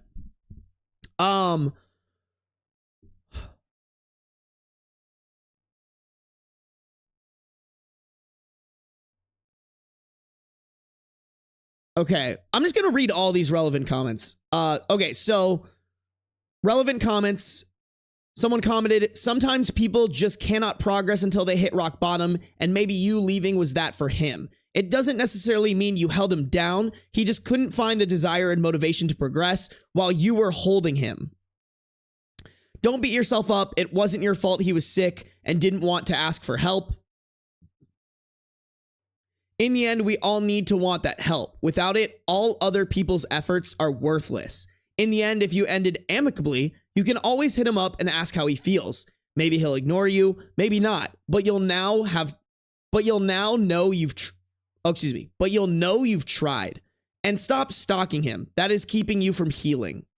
Actually, that's a really good point. I fucking agree with that. OOP, thank you. I needed to hear a lot of this. Maybe I'll call him just to see how he's doing. He doesn't hate me. I know that much. I'd like to see him regardless. I think a call might be a little bit of a blindside. Like maybe a text first. I think that's what I fuck with. Another comment, unless he's remarried, no harm in reaching out to say hello and seeing where the land lies. Reopen the channels, see what's what. OOP, he's not remarried. He had some photos with this one guy for a while, but I haven't seen any photos with him for a little over a year. I think he's single now. Hope he is. Okay. All right. I say we jump straight into the update, chat. Update 1, March 2nd, 2025. Well, with Reddit's advice, I did it. A few days ago, I called my 35 male ex-husband. Oh, excuse me. A few days ago, I called my 35 male ex-husband, 36 male, whom I divorced over 6 years. Whom I divorced after 6 years when he refused to seek treatment for his depression. I called him later in the evening. It was the first time we'd spoken since a bit of trouble he'd had while he was still drinking 2.5 years ago. He picked up on the second ring. Our conversation was a little stilted at first, as to be expected, but he said he was really glad to hear from me. We ended up meeting up for coffee yesterday, as so many of you suggested. I'll admit, it was kind of hard to see him, but in a good way. He looked so much better than the last time I had seen him, but he looked exactly like the man I'd married. He had put off a ton of weight. He gained like 75-ish pounds during his struggle with depression, and before some dick says so, I didn't leave him because of his weight gain. He looked way healthier and very put together. I'll just say it, he looked incredibly hot. What made it hard was that I couldn't kiss him hello like I used to. But God, the way his eyes lit up when he saw me, I really needed, oh wait.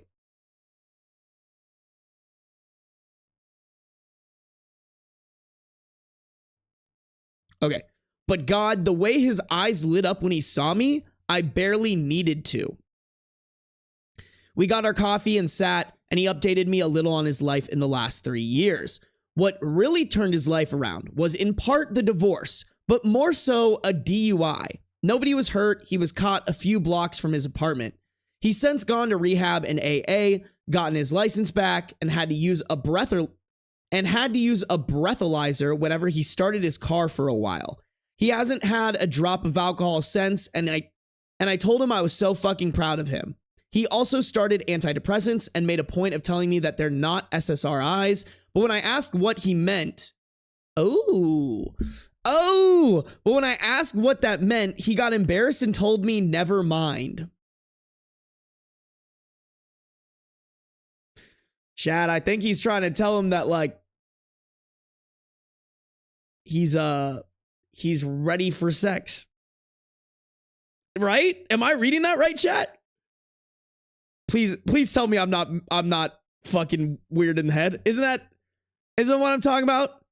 Because don't SSRIs like make your libido fucked up or like you can't come or something like that? Right?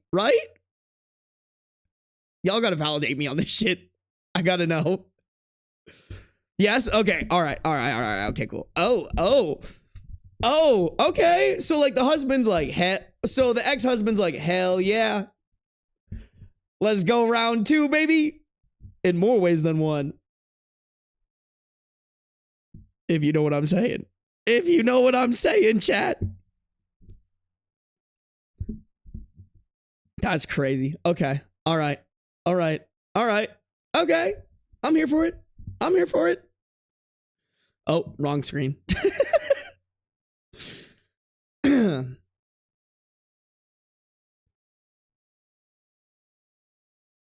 Bottom line is they've been helping him. He's back to being a gym rat, and he's almost completely turned his life around. This was around the point I started tearing up. It just felt so good knowing he was okay. Better than okay. He was good. I also apologized to him for not sticking by him. He cut me off and said I had nothing to apologize for. He was a wreck, and I was being dragged down with him. That also felt good to hear. I apologized for not contacting him much during the last 3 years. That apology he accepted. He was dating someone for a few months too. He broke up with him once he tried to get him to drink on New Year's. He seemed dismissive of the guy. Guess it wasn't too serious. We got up and went on a walk after a few hours, and I think we both realized it felt like a first date. I had to stop myself from trying to hold his hand at a few points, I'll admit. We ended up sitting on a bench in a nearby park, and I confessed. I told him I missed him more than anything, how I never stopped loving him, and how if he wanted to, I'd love to try again from the beginning this time. We'd go to couples therapy, keep our heads above the water, and take it slow. He was quiet for a minute before he told me something. He said he was doing better now, but there may be a time where he sunk low again. Depression isn't easily cured, and he was far from cured. He still had bad days, but he said there would be one difference. He promised he would never stop trying to improve. He was never going to give up like he did before and refused to neglect me like he used to. If I was willing to accept that truth, he was willing to try again.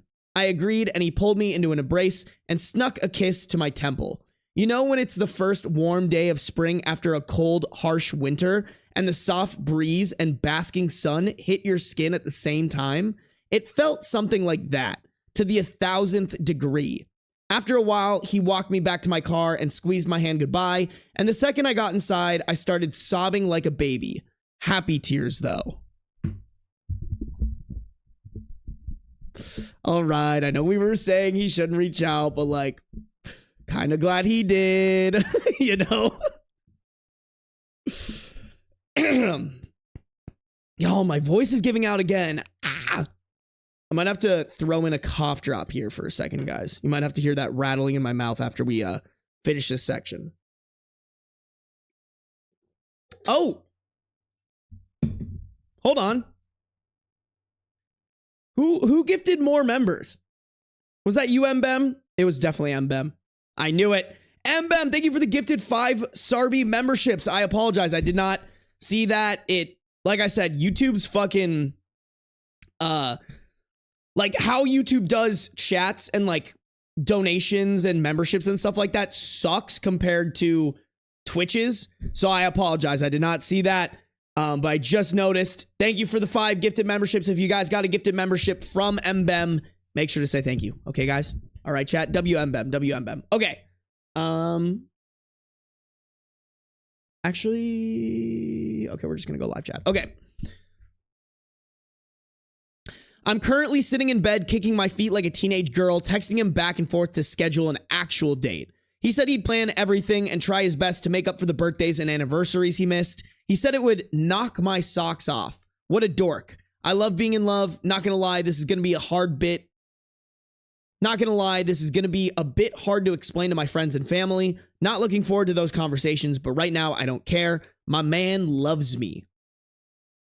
Thank you to everyone who had kind words to say and all the people that messaged me with sympathy and advice. I hope we all find happiness and love if we want it. I never would have made the leap if y'all hadn't encouraged me. Best of luck to you.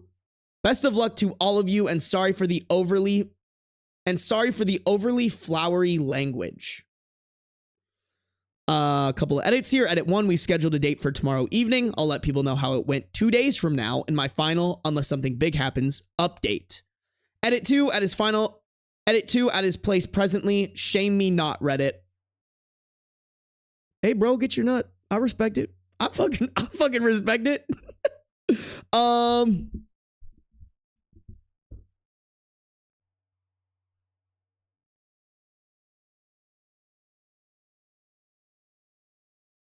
Okay, this is just a self-story. Okay, this is somebody saying, girl, he's telling you his dick still works. Get a clue. OOP, I never claimed to be a smart man. Back when he was still courting me, he said he thought I was handsome to my face, and I was just like, aw, thanks, man. We didn't get together for another year. I don't even know how I got to this point, LOL. Okay, so this is, okay, it's just people clarifying the SSRI comment. Okay, all right. That's fucking funny. Okay. Cool. Like I said, I mean, we were not recommending. At the end, we did not recommend he reach out, which honestly, I still stand by a little bit. But that being said, I'm glad he didn't. I'm glad he didn't, because now we get a happy story. This does have one more update, chat. Let me go get a, whatchamacallit, cough drop, because my fucking throat is killing me again. This is what I get for having fun weekends, chat. I can't have fun, or else my voice is ruined. My voice is ruined. All right, hold on.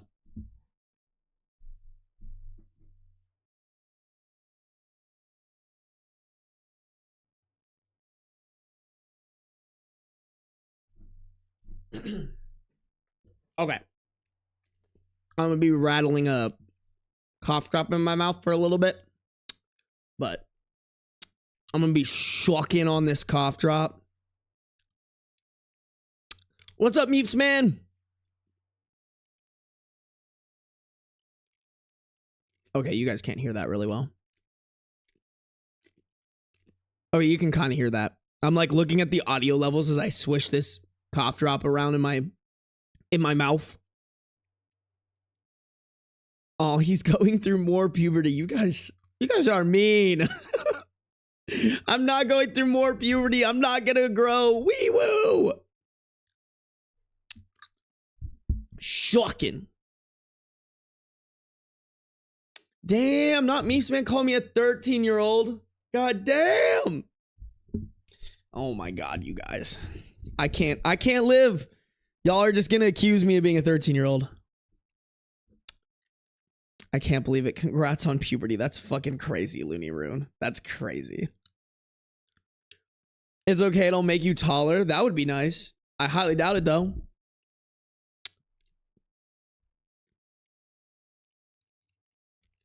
Drink milk, maybe? Is that... Oh, is that supposed to help me grow? Is that what you're saying?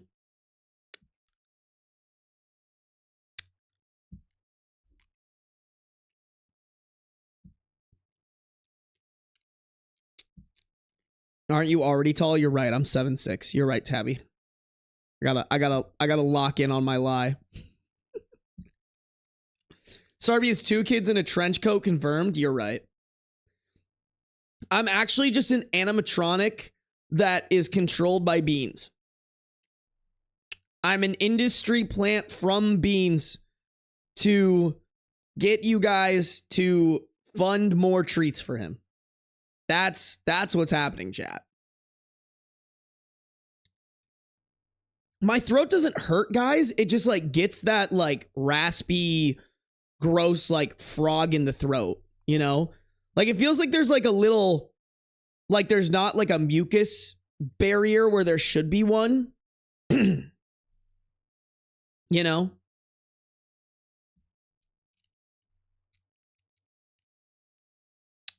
Beans took some notes from Scrappy Doo. If y'all know what I'm referencing.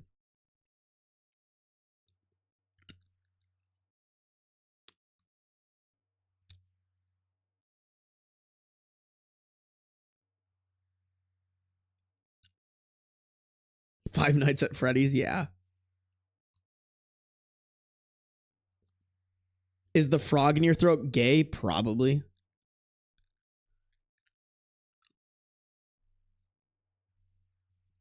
Get a spoonful of honey. I've already tried that.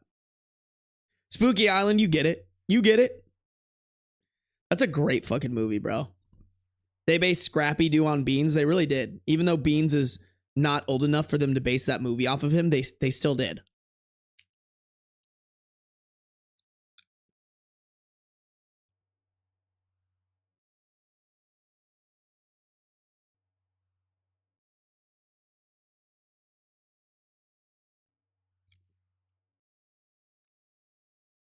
Gargle salt water. Is that supposed to help? Are y'all just telling me to do shit to make me do shit? Someone gonna be like, drink bleach. That really helps.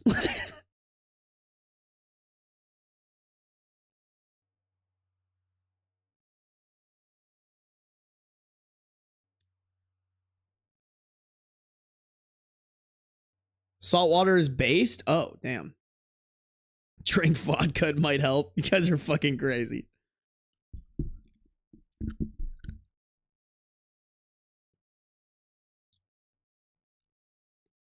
You guys are crazy. Gargle something else? You guys are fucking... I'm banning all of you guys.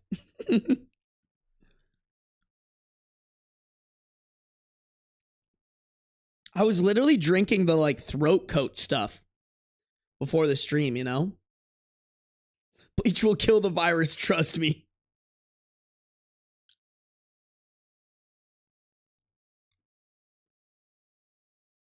Alright. Alright, fine. I'll gargle some salt water tonight. How's that work, though?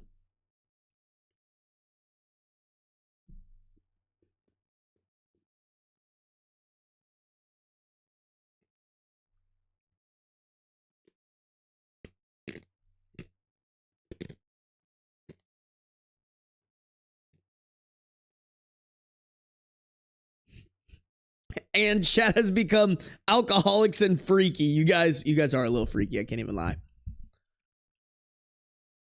Put salt in water and then gargle it. Thanks. I appreciate that. I knew that. How much salt, though? Does that matter, chat?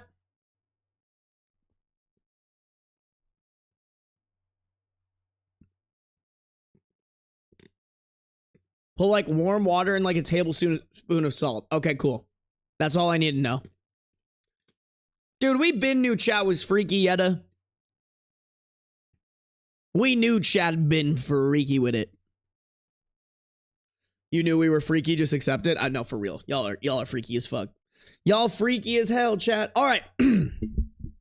I'm cured. My throat is better. Not really. I can still feel it, but at least it helped a little bit. Let's keep reading, guys. Final update, March 6th, 2025. My ex-husband and I recently reconnected. Okay, wait. Okay. My ex-husband and I recently reconnected. He was the one taking me out and promised that it would, in his words, knock my socks off to make up for his neglect of me. He sure as hell delivered. A little backstory. We've been together since we were 15 and 16 respectively, and have never moved out of our hometown. This year would have been our 20th anniversary of getting together, not marriage. We were dating secretly for about 5 years before our parents caught us one day during summer break. The fallout from finding out their son was gay actually made his parents split. His dad wanted to send him away to conversion therapy. He's seen his father maybe once per year on average, and every time he's incredibly cold towards me. Would never refer to me as his son-in-law, only my husband's pal. I wonder why. Anyway, not what you're here to read. I'll get on with the lore. He picked me up from the house and wouldn't tell me where we were going, but told me to dress warmly.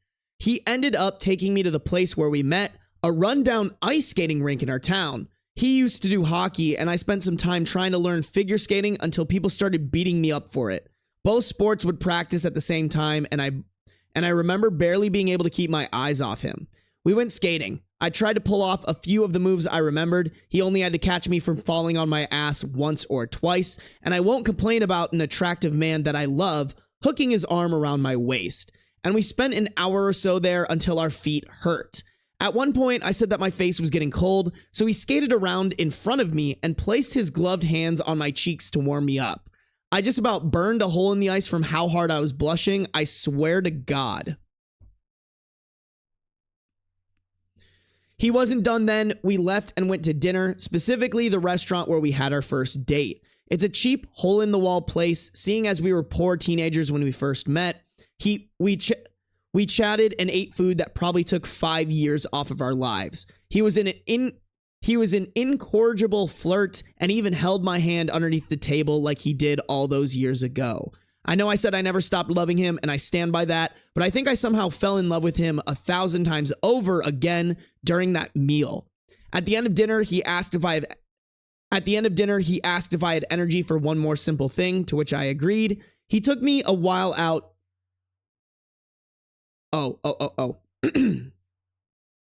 He took me a while out of town to a dark Sky Zone park, specifically the one where he proposed to me 10 years ago. He set out a blanket to sit on and another to cuddle under, and we went stargazing all bundled up together. You never know how much you miss the sound of someone's heartbeat until you haven't heard it for so long.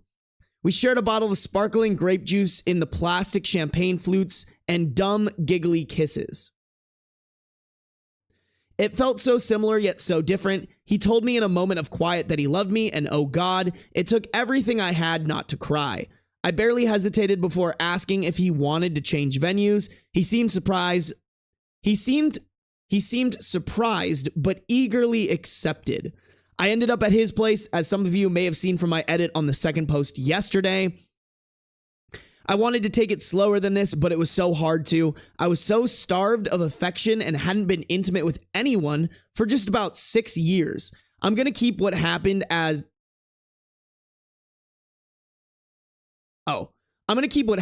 his place between us, but all I'll say is that his medication was no issue, and all of you should be jealous.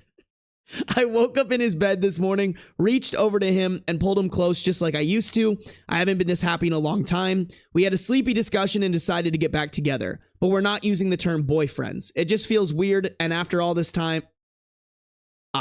It just feels weird after all this time. He's my partner or my lover. He's mine.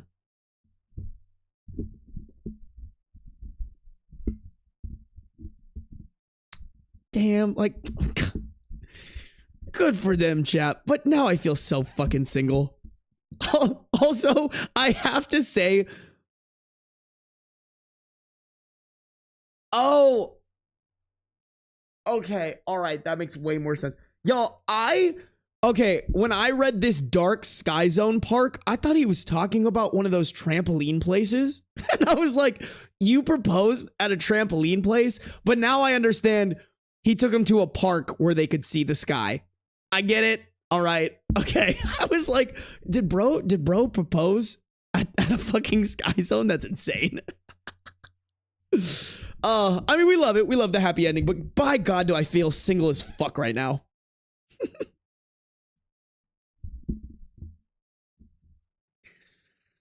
When is it my turn? That's what I'm saying, Yetta. When? God damn it, my voice is out again. That cough drop lasted a total of like 2 minutes for helping my throat.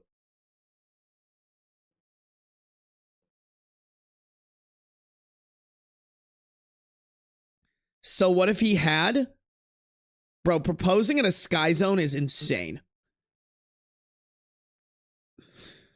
I'm sorry, but unless you're like a gymnast or some shit, proposing at a Sky Zone sounds insane.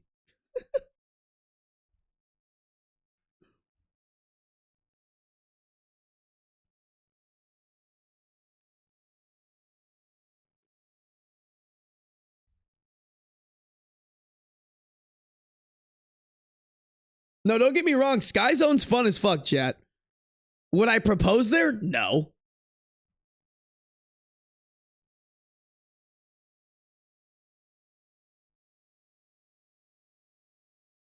Hey, what's up, Philly Prod? Oh my goodness, bro. My fucking throat. Ah. Ooh, okay. Skydive proposal would go so hard.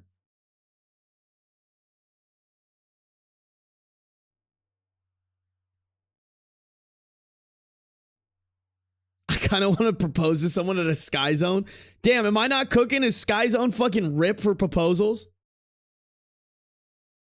Yeah, okay. It's like proposing at Chuck E. Cheese. That's how I feel, Mime. Like, don't get me wrong. Like, adults can go there and have fun, but like, I look at it more of like a kid's place.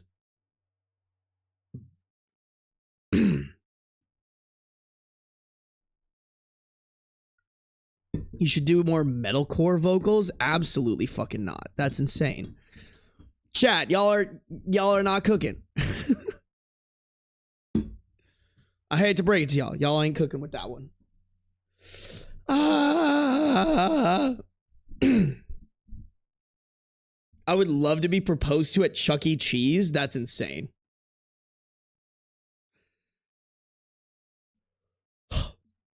To be fair, I love Chuck E. Cheese. I haven't been to Chuck E. Cheese in years. I do fuck with a good Dave and Buster's though. Y'all fuck with Dave and Buster's like that? Once again, I haven't been in years. I honestly don't think I've been since I was an adult, but by God, did I fucking love Dave and Buster's.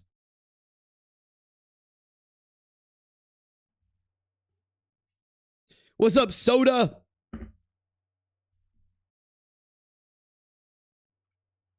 I'll fucking propose at a Dave and Buster's. I don't even give a shit. Someone proposes to me at a Dave and Buster's, I am coming on the spot. Did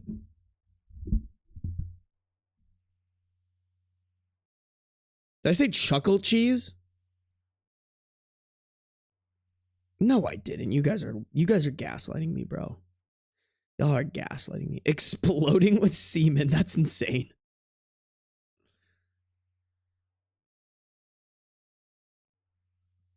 Yes, you did. Get the fuck out of here. No, I didn't. Y'all are gaslighting me, chat. Stop doing that. Stop gaslighting me.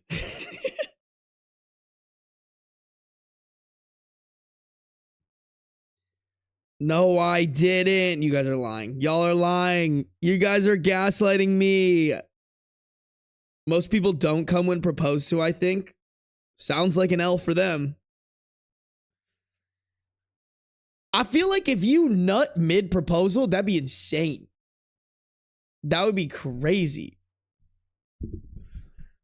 Dude, you guys are gaslighting me, bro. This is insane. Instant nut during proposal. Now you're gaslighting, chat? No. You guys are gaslighting me for real, for real.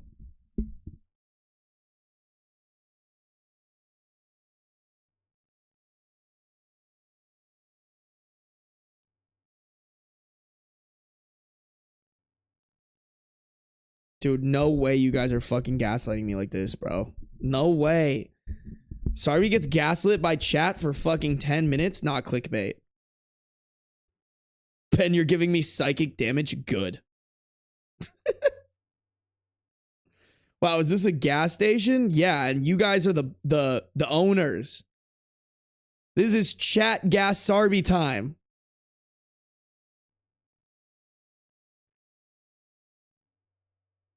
Sarby gaslighting isn't a thing. That's what I'm saying. I would never gaslight. I can't. You guys are crazy. You guys are crazy and always making me the bad guy. Why do you guys gotta be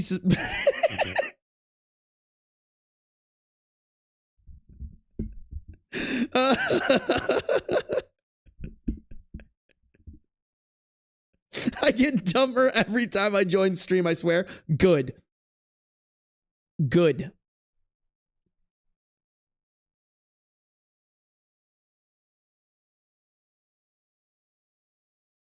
Lights are totally bright in here. I don't know what you're talking about. You crazy. Crazy? I was crazy once. They put me in a room. A rubber room. A rubber room filled with rats. It's literally not my fault that you feel like that you're acting crazy. Exactly. Exactly, Mies, man. You get it. Chat, it's not my fault you guys are acting crazy and gaslighting me and manipulating me. I'm the victim here, not you guys.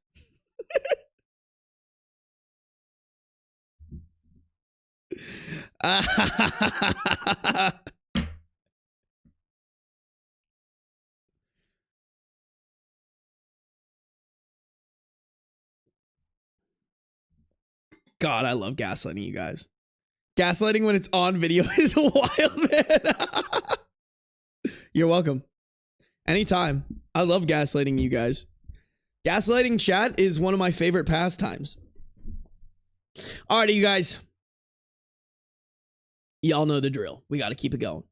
We got to keep it rocking and rolling, chat. If you're on the YouTube, make sure to like up the stream. We've got 107 people in stream, but only 79 likes. I feel like, chat, we can get that to 90. All right? Let's rock those likes up. Make sure you're subscribed. Make sure you're following on Twitch. And make sure you guys have those post noties on, okay? Join the Discord at the top of the chats. I hate the ring my fiance proposed with, and I don't know what to do. We have a female 26 OP, a male 27 fiance. Originally posted April 13th, 2015. A wonderful thing happened this past weekend, which is that my boyfriend of 5 years proposed to me. It was extremely romantic, and I couldn't have planned something better myself. I'm over the moon right now, except for one thing, my ring. When my fiance and I first started to talk seriously about getting engaged, I told him that we could choose a ring together, or he could ask me questions about my preferences and look through my existing jewelry to get an idea of what styles of rings I like. He wanted it to all be a surprise, so he opted for the latter. I was a bit nervous because I can be picky when it comes to jewelry, but I trusted that he would have enough resources and knowledge to make a wonderful choice. The only guidelines I gave him were nothing pink, no blue sapphires, and no diamonds.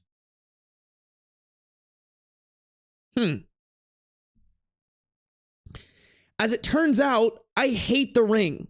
Not just it's not really my style, but it'll grow on me way, but in a wow, this is ugly and I would never wear it way.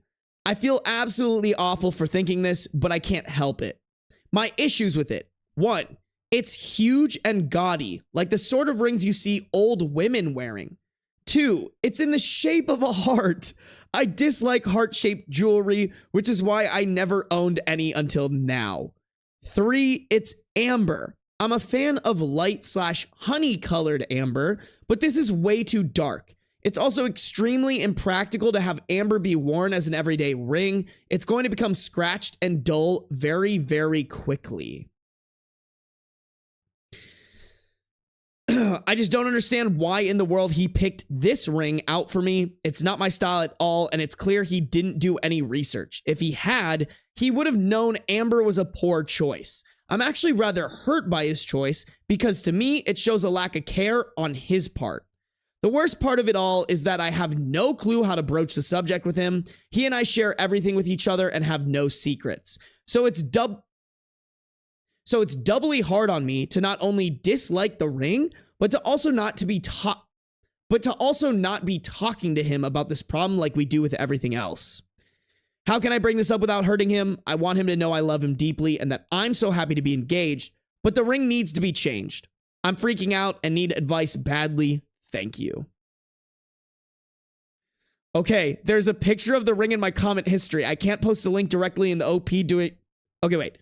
So OP added an edit with the picture of the ring.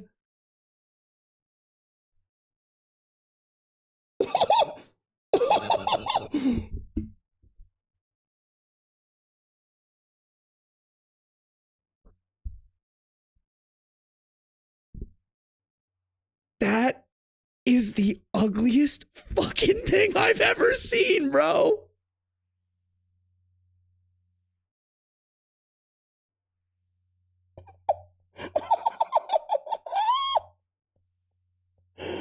Oh.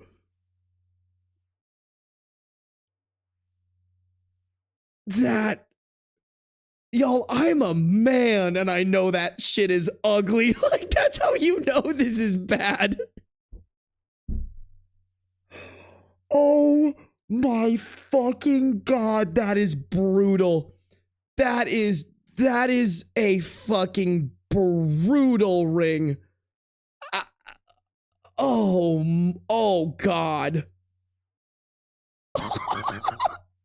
That is so, oh my God.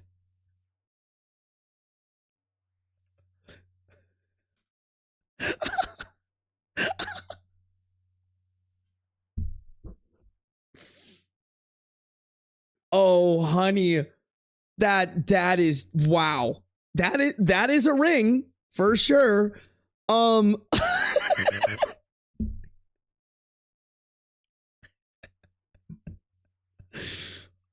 man.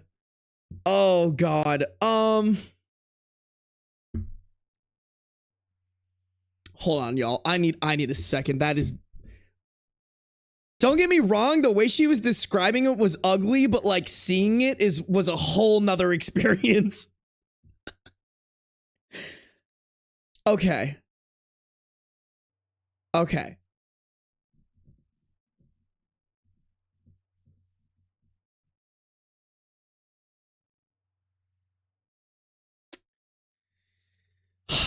I'm trying to think, chat.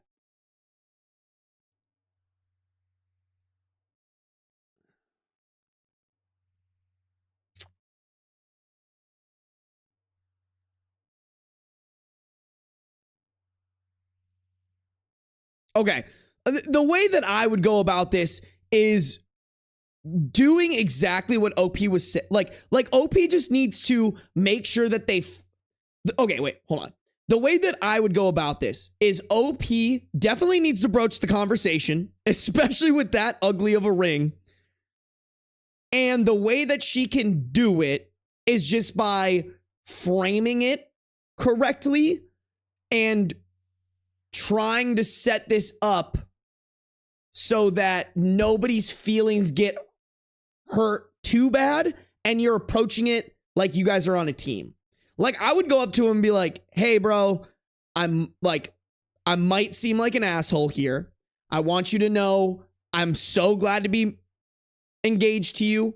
I can't wait to be married. This has literally been something I've been waiting for my entire life. And I will take some blame for this. I think that's actually something that like can help with like giving people feedback, is taking a little bit of blame on something so that they don't feel like everything is all their fault. make sure to specify that. Like, hey, I'll take a little blame on this. The ring that you got me, I'm not a huge fan of. Don't be overly harsh with it. Be like, hey, I can't go around showing people this ring as my engagement ring. I don't like it. Could we please go somewhere and choose a ring that I'll be happy with? And be like, I feel like you care about me and my feelings in general, and especially around a ring that symbolizes our marriage. I think you'd want me to get one that I'm happy with and that I'm excited to show off. Would you agree? Like, approach it as a team thing.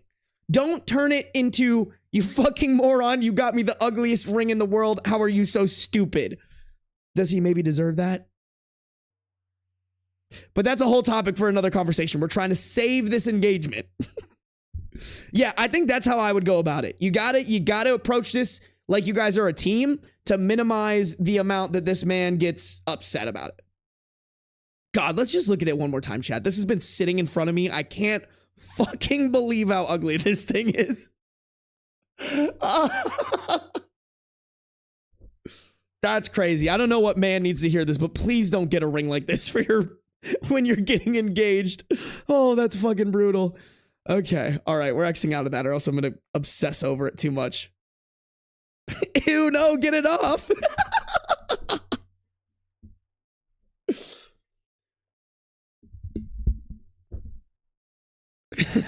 Bro heard buy her a big rock and didn't understand what kind. Oh no, dude. I can't believe it, bro. I can't believe that ring. That is a fucking crazy ring. Just an absolutely diabolical ring. I won't lie, I don't mind it. I think it's cute. Tabby,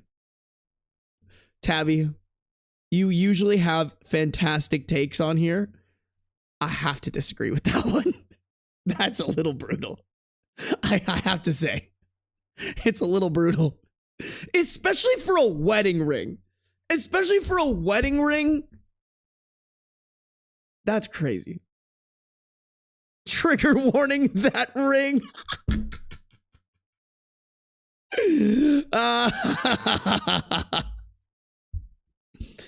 What if it wasn't an engagement ring? I feel like with some styles you could maybe pull it off, but just by itself, bro, jump scare, trigger warning, that, I mean, just with your hand and no other context, that's pretty fucking brutal.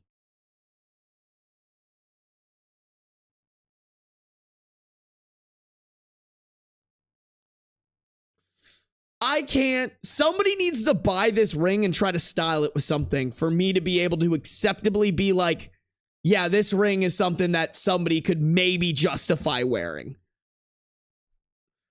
That's bald, my eyes.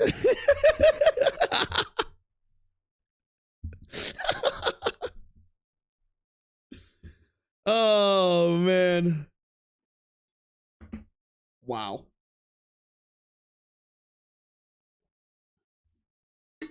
I would actually break up over this. Okay, Andrew, I don't think they should break up over it.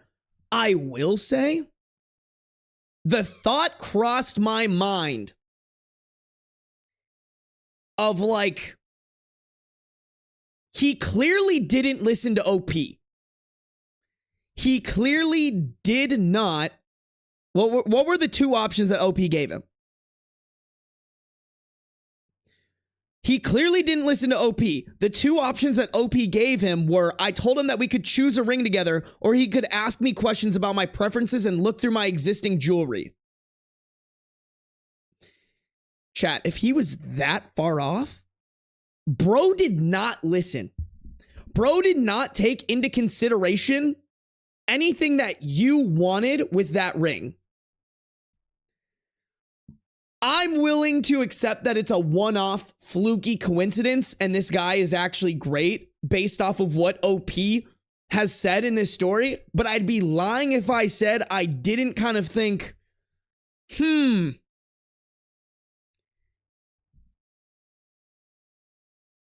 You know? Like when I get my wife a ring, I'm sure as shit gonna make sure that she loves that thing. Okay? Me and her best friend are gonna be doing some deep diving, insane, like we're gonna be doing some insane, what do you call it? Like Mission Impossible type shit to figure out the best ring for my wife. The ring that my wife will love just as much as she loves the idea of me proposing to her, you know? Like that's what I think every man should do when it comes to the ring that they're going to propose with. And I just feel like bro didn't do that. And that might be, just maybe, this much of a red flag.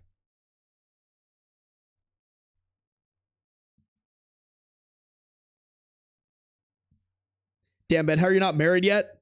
I don't know. I'm a little picky and yeah, that's pretty much it. I'm a little picky. Also, I feel like Midwest girls are not attracted to Midwest girls want like the 6'1" guy. That's pretty much it. I also don't do, okay, I will admit, I don't do a great job at going out and meeting girls. Like, I just don't. I don't. I would much rather be sitting here streaming for you guys, editing a video for you guys, working out, or getting high and hanging out with beans. You know? Like, I just love hanging out with my baby boy.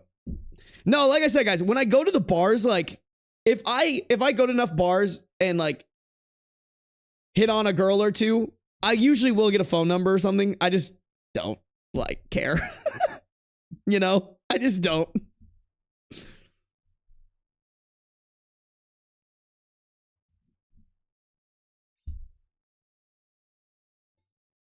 Side note, noticing YouTube has slightly longer stream delay than Twitch. I think that's just the platforms. I don't think there's anything that I can do with that. But what's up, Wilbur? Is that Wilbur Pissworm or whatever from YouTube? Welcome over to Twitch. Welcome to the dark side. Okay, you guys. Let's do it. Let's do it.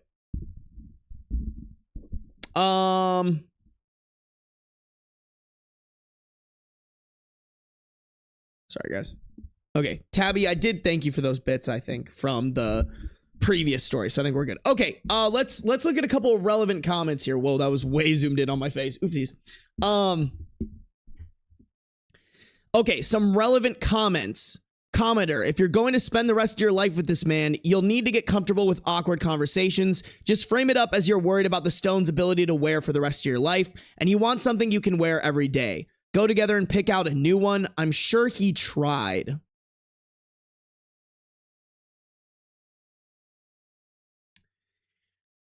Okay, OOP responded, we have had many, many awkward conversations before, believe me. This is a whole different ballpark because of the extremely sensitive subject matter. Even if I frame it in terms of why it's simply impractical, it still doesn't solve my hurt feelings or confusion of his choice. No, I actually genuinely don't disagree with this. Or excuse me, wait. I genuinely don't. Like, I don't agree with basically. Okay, hold on. Let me re-say that. I genuinely disagree with this comment. Like, don't get me wrong. I think OP needs to frame it well and to like, to not make this a situation where feelings get incredibly hurt, but feelings do need to get hurt right now. Because I think OP does need to communicate, like, bro, you kind of fucked this up. Especially if you don't want to go into your marriage with the precedence that, like, shit like this can fly. I think you need to tell him, like, hey, man, do it in a nice way. You did not choose well. Like, this is an ugly ass ring that I just refuse to wear. And like, as softly as you can communicate that, he needs to know that he fucked up. Okay? We can't let dudes be running around thinking like, oh, I only kind of messed up. Like, no, dude, you kind of fucking shit the bed on this. Like, We all saw that ring, bro. You shit the absolute. You pulled your pants down and shit in public with this one. Okay?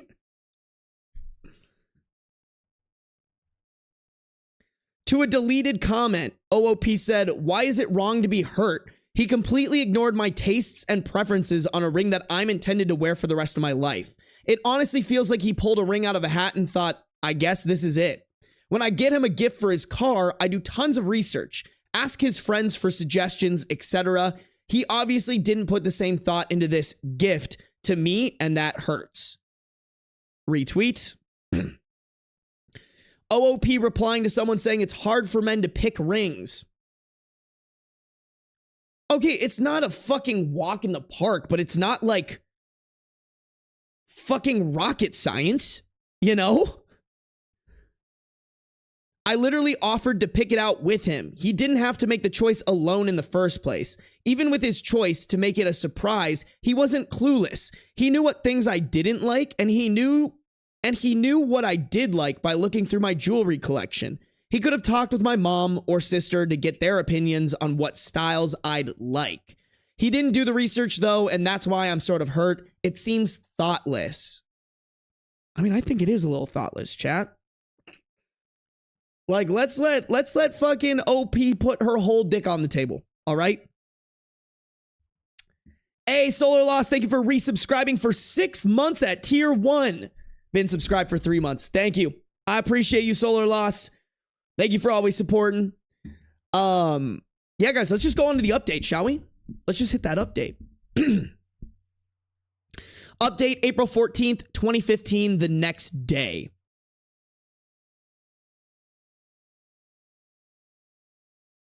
Okay.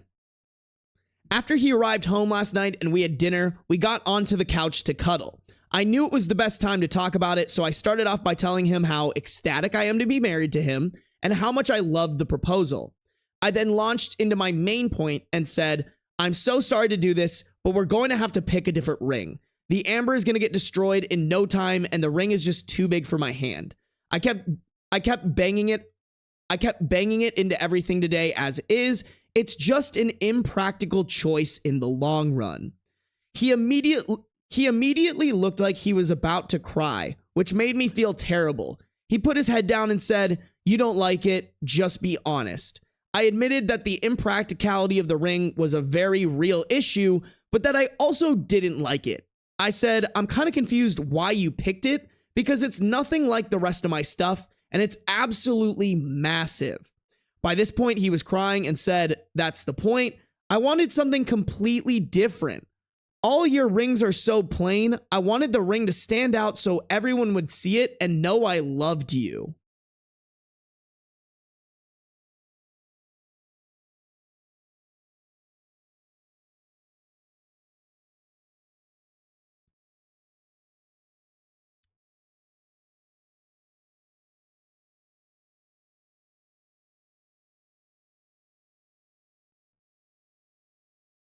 So, wait, hold on. So, his response was basically, that's the point. I wanted to completely ignore everything that you told me and just do what I wanted. Like, chat, I wanted the ring to stand out so everyone would see it and know I loved you is like, is bro marking his territory? Is bro fucking whipping his dick out and peeing on his girlfriend to mark his territory? Like, is that what he's doing with this fucking ring? Like, what the fuck is that? Like, bro, that ring is for her. I can't fucking believe that. That is the dumbest shit I've ever heard.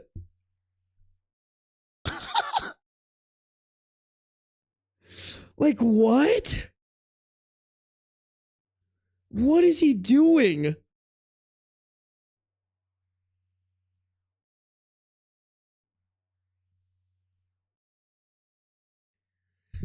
Y'all, don't reinvent the wheel. Oh my God.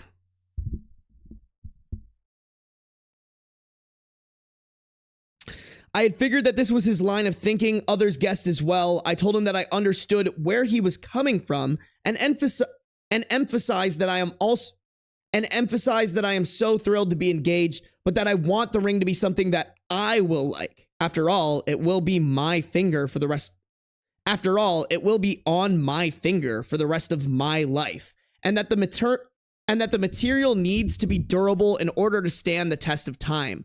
I explained to him how delicate amber is, which he didn't know. He said he picked amber because he liked that there were things inside of it.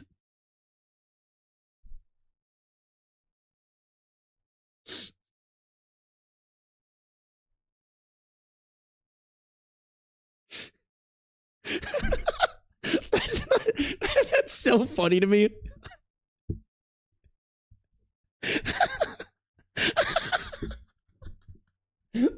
That is like the most dude-esque response I've ever heard.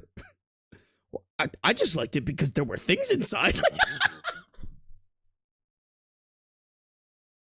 Oh, no. No, bro. Like, no.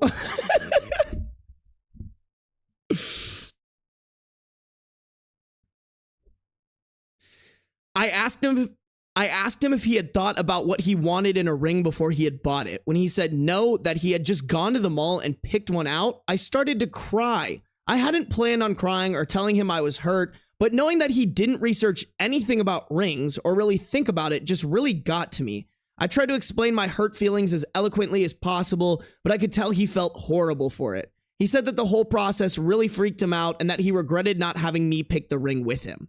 When it came time to pick, he was overwhelmed by ring choices and went for the most romantic thing he saw. We both cried a lot, needless to say. The talk was very productive though, and it all ended up working out fine.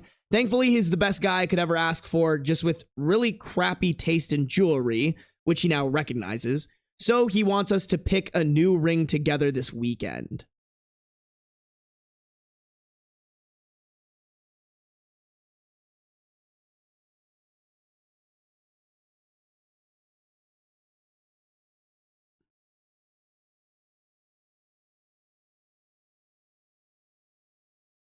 Okay. All right. Relevant comments aren't very important. Okay. I mean,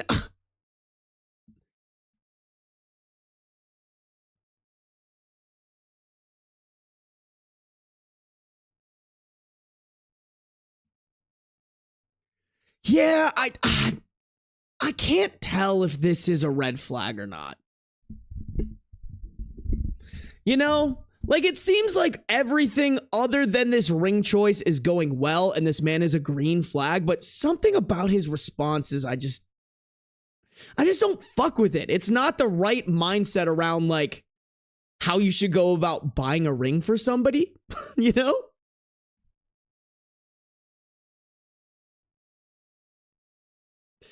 Like, I feel like buying rings is not a reinvent the wheel type deal.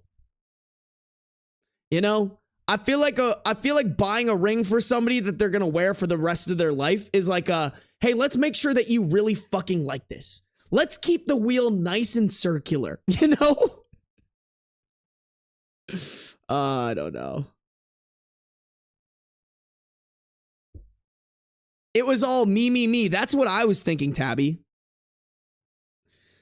Hey, yo, pet the bees in chat. Pet the bees in chat if you have it.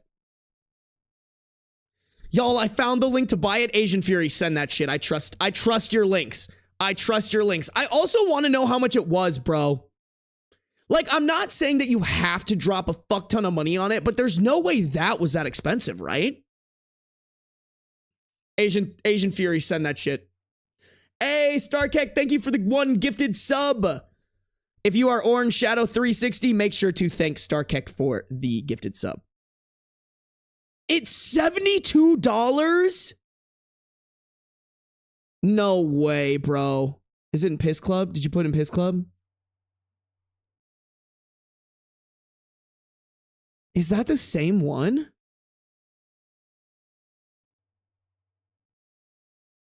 Okay, I don't think that's the exact same one.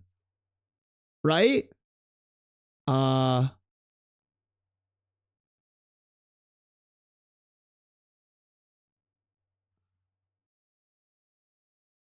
think they're a little different. But like amber rings aren't that expensive, right?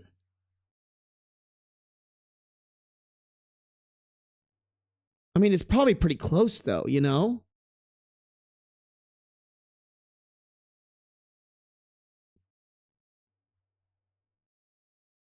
Yeah, listen, I don't think you need to break the bank on a ring, but I think minimum somewhere between $500 to $1,000. I don't know, maybe that's a really privileged thing to say, but like, I mean, I'm hoping. Listen, y'all, I have actively chosen, like, not actively, but like, even if I were to get a girlfriend tomorrow, we would not be getting married for a long time because I want to build wealth and be able to buy her a bomb ass fucking ring. You know what I'm saying? Like, that's just me personally. I think that just means like I care about you enough to be financially in a situation where I can buy you something nice.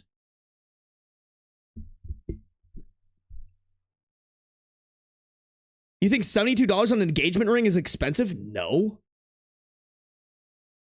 We got my ring for you like $200. Even that's really like, I fucking look up to that, you know? Absolute max would be 1K for me, bro. Yeah, maybe this is where my privilege shows. For sure.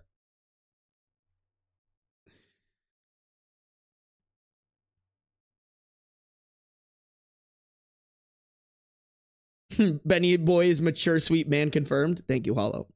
Thank you.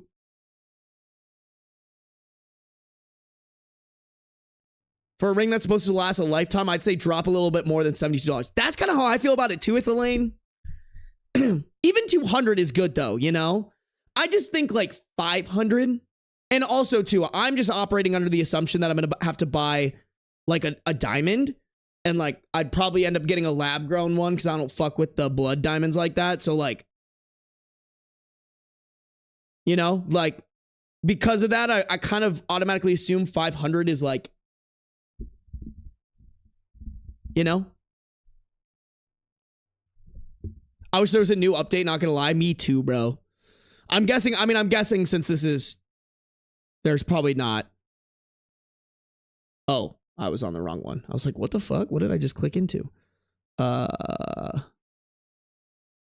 Yeah, no other updates. 10 years ago. Holy fuck, I forgot 2015 was 10 years ago. Well, hopefully they're happily married with a way better ring. You know what, chat? I kind of want to go pee real quick. I also need more water. Let's do that. Let's run a couple of ads here. We're gonna run some ads. I'm gonna get some water. I'm gonna go pith girl, and then we are gonna go on to the next story. Okay, chat? I want to keep cooking. We're kind of cooking. I want to keep it rocking and rolling, okay?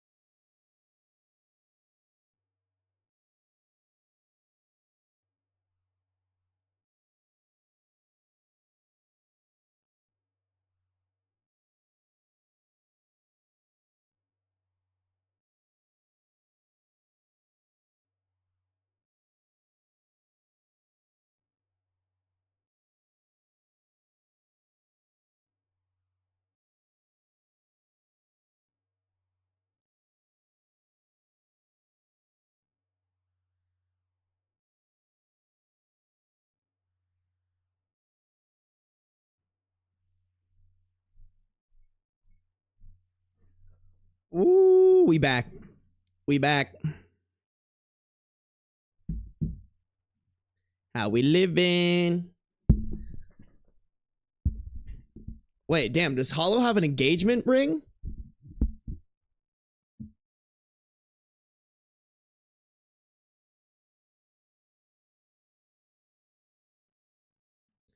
What? Damn, wait.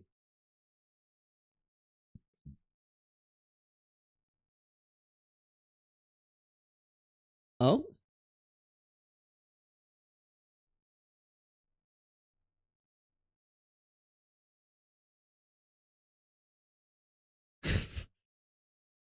That's a crazy fucking line, bro. Wait, B, is this an engagement ring that someone proposed to you with?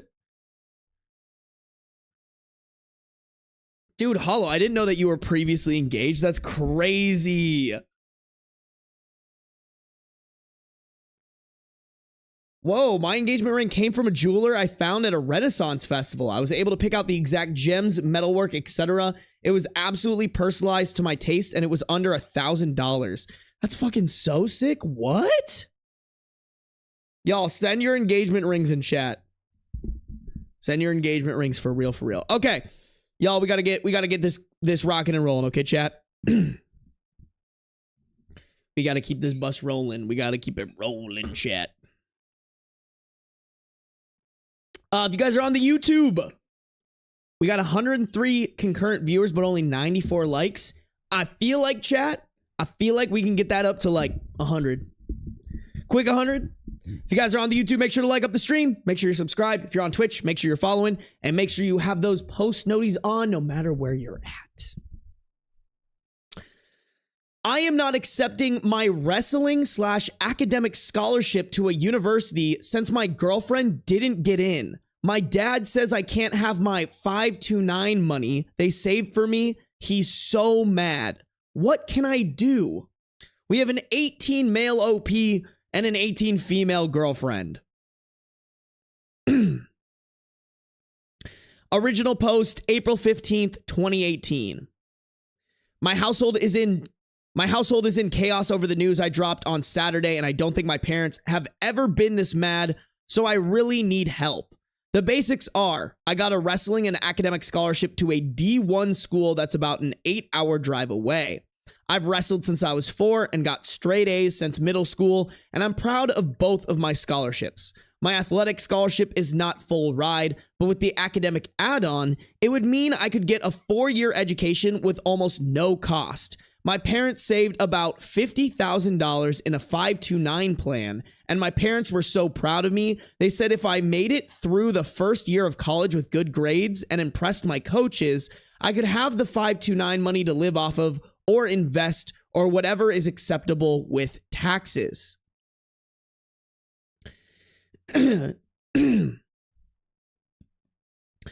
Sorry guys, I'm trying to tough it through this. All right, chat. I'm trying to tough it through this for you guys. Hey, Chia Phil, welcome to the Bean Supremacy. I appreciate you. Welcome, welcome. And I hope you enjoy those early uploads when we do be getting those uploads up early, which there actually should be a new one tonight, chat. There should be a new one tonight. My editor sent me a bunch of stuff to review. I need to look over that. Now it comes to my girlfriend. I love her more than I can say. I mean, she is literally my world, and I can't imagine my life without her. She is my soulmate, and we are all but officially engaged at this point. Bro, you guys are 18.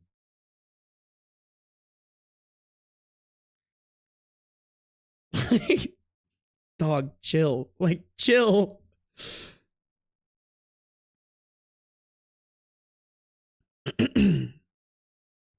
First, we thought we could do the long distance thing, but there's no way she did a late.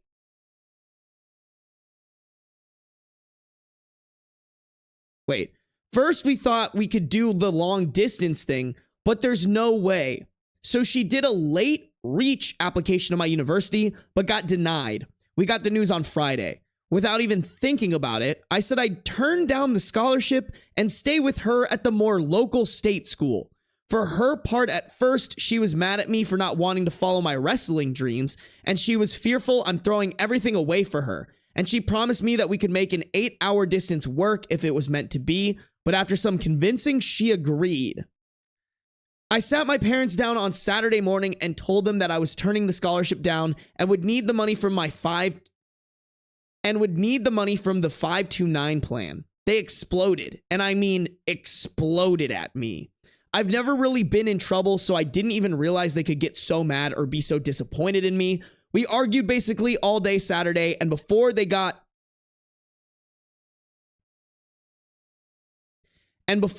so frustrated, they went and stayed in a hotel to not have to see me. They said the bottom line is basically the 529 money is mine to do what I want with, but they are not supporting stupidity. So I have to work and pay for my first year of college 100%. And if I maintain a C while working part-time, and if I maintain a C average while working part-time, then I can have the money. I guess their argument is they now question my dedication to school and don't want the money to just go down the drain. This is so unfair because the money was saved for school and it's not like I'm not going. I already have acceptance to our state school, and what's important is the education, not how I get there. My parents are mad because they know I love wrestling and spent a ton of time and money as I was growing up.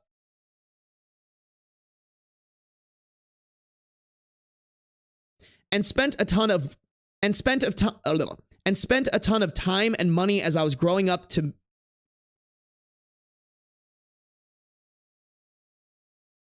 Oh, okay. Wait. I see what they're saying. Hold on.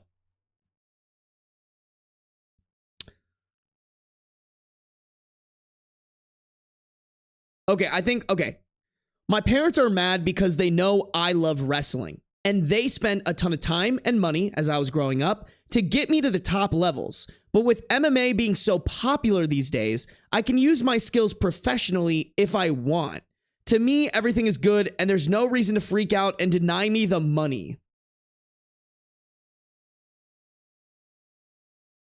Dude, I don't know if you've ever seen MMA, but you can't just walk onto that shit. Like, don't get me wrong, wrestling helps, but like, if you've never done any type of striking or kicking, like, you are at a severe disadvantage. You can't just walk up and be like, I used to wrestle, let me go get the belt. Like, what? What can I do in this situation? How do I convince them that the fair thing to do is let me have my 529 money to go to school, which is what it's intended for?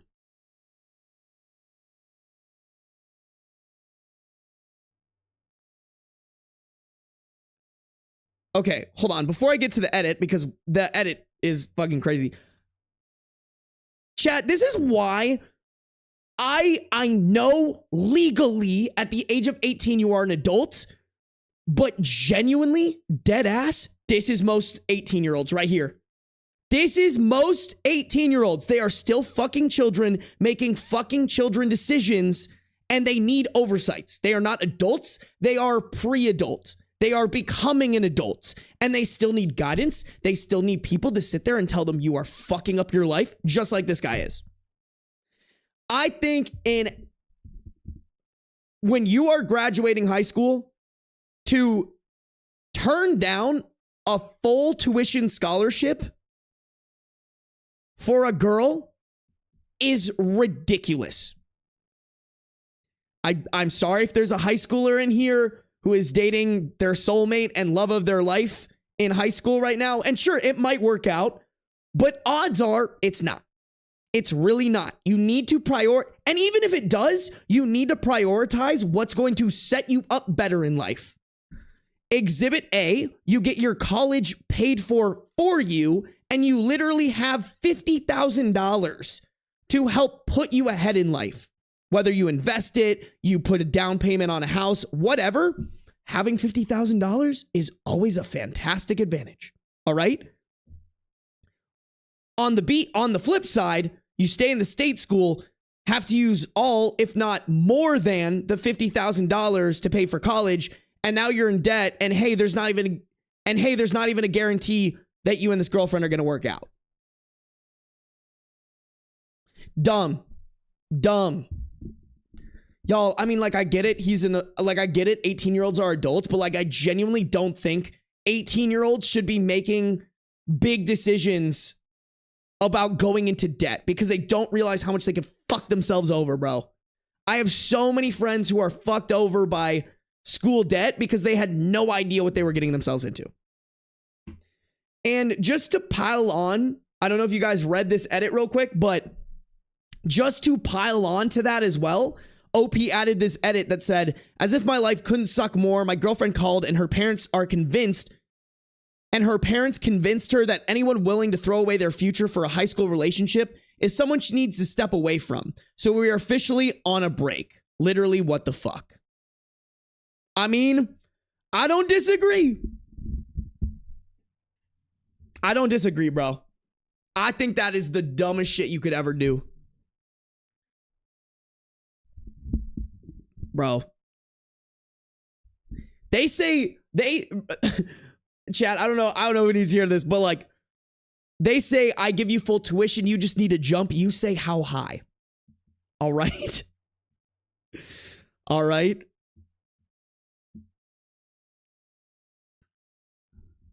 I was a stupid 18-year-old who thought I was dating my future wife, but guess what? I was wrong. Yeah, bro, what the fuck?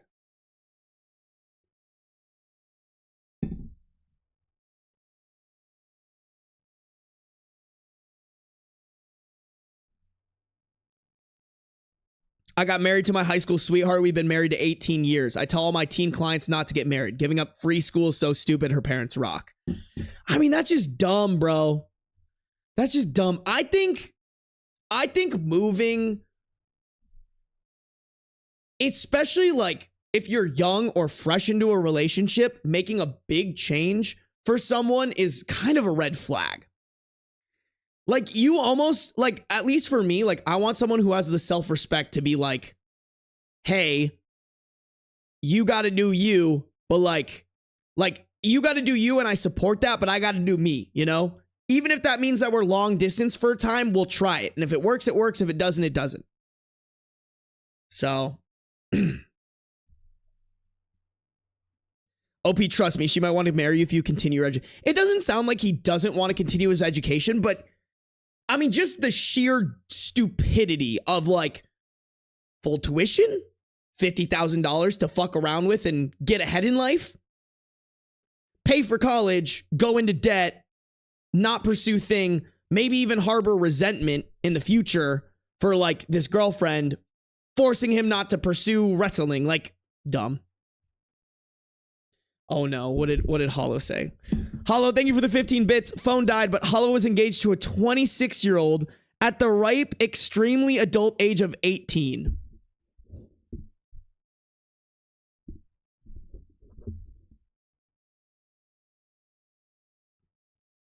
Hollow, what the fuck? Hollow's got the craziest fucking lore, chat. Kids are too dumb at 18 to be trusted with anything. That's what I'm saying, dude.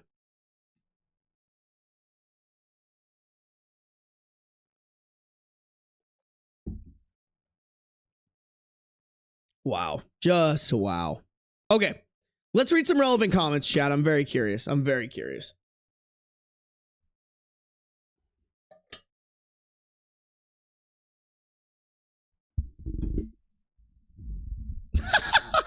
Okay, so someone commented, you're literally making... someone commented, you're doing a big fucking mistake. What are you thinking? Don't piss on your future for some girl. If she can't follow you, that's on her. Don't sacrifice so much because she can't go. You'll regret this and resent her, especially the day she'll dump you. Because let's be frank, high school relationships don't last and she'll dump you eventually, or you will. OOP, because let's be frank, high school relationships don't last and she'll dump you eventually, or you will. I know everyone says this, but our relationship is truly different. Even my parents love her and hope we stay together. If your relationship is truly different, you guys can do long distance. I genuinely believe that. I genuinely believe it. Okay, this is basically saying This is basically saying everything that we already said. Okay. Then we got an update. Okay. OOP dropped an update, and OOP dropped an update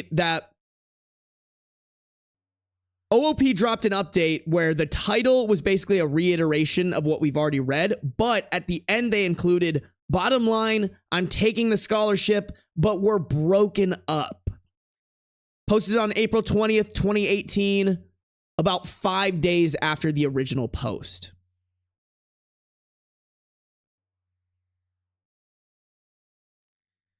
So like I said in the original, that was Saturday in the middle of the So like I said in the original, that was Saturday. In the middle of the post, my girlfriend called and said she had to talk. Basically what had happened is my parents had called her parents. They're pretty close friends in their own right. And her parents sat her down and basically convinced her that my decision was not good for either of us. So she was breaking up with me. She said that she could never live with the guilt of me not taking my scholarships and that I had to take them to have any chance of things working out with her. I had the worst weekend of my life because I didn't have my girlfriend anymore.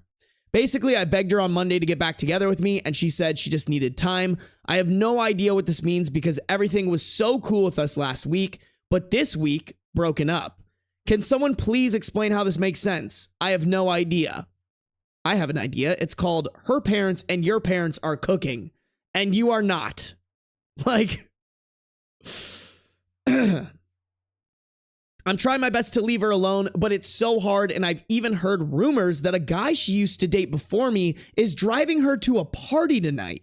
Like, literally have no idea what to make of that. This is pain almost unbearable.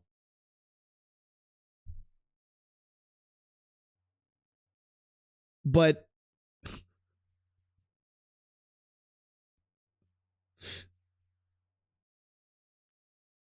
our relationship is truly different. Come on. Come on, my boy. Come on, dude. So to the part that probably everyone cares about, since I'd never notified my scholarship school that I wasn't coming, everything is still on track for me to show up in June for unofficial workouts. So I'm still going to accept my scholarship and everything will move forward as if nothing ever happened as far as that goes. So that's my update. Thanks for everyone being so honest with me. And I realize I pretty much still don't want to hear the truth that this is the best for me because I'm so hurt over not being with my girlfriend anymore. Dude, I genuinely like I want bro to come back and update. Okay, the post has been the account has been suspended. I want bro to come back and update this shit because that is insane. Our love is so special. Also, a long distance relationship is impossible. Yeah, dude.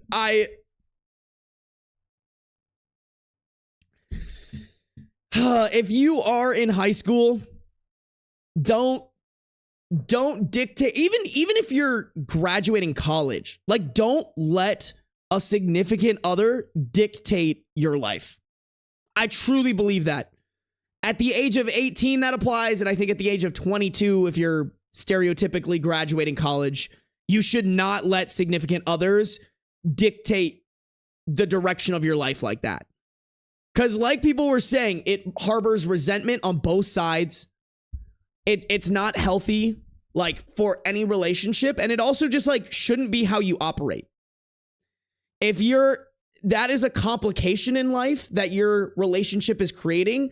Relationships should complement your life, at least in my opinion.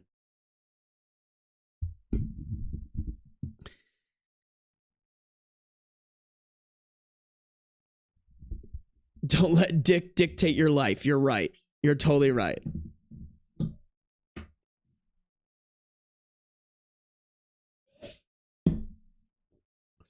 My ex and I broke up because he wanted me to move to Colorado with him after college when he had no job and I had gotten a whole ass job in New York City. Mbem, that's just broke boy activities. See, that to me makes more sense. If he doesn't have a job, he should be following you, bro.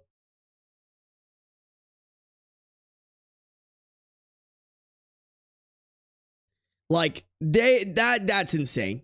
That is insane. And look at you now, Mbem. You're like designing clothes for Sabrina Carpenter, which is fucking crazy.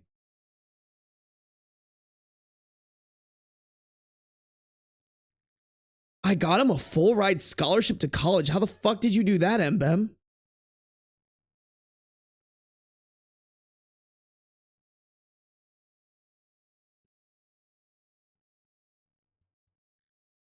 Bro.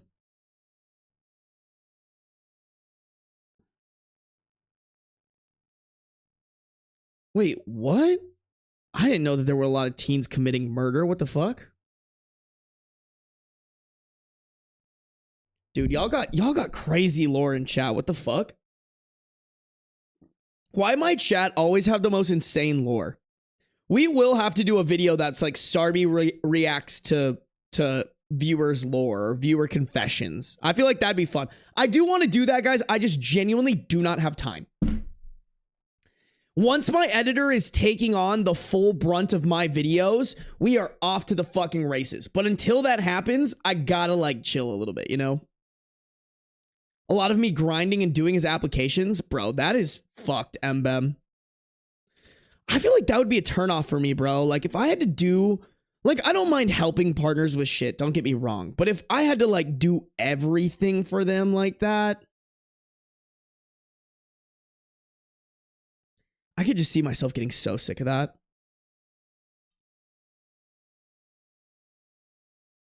This chat has more lore than Five Nights at Freddy's. You guys do be running deep with that lore, high key.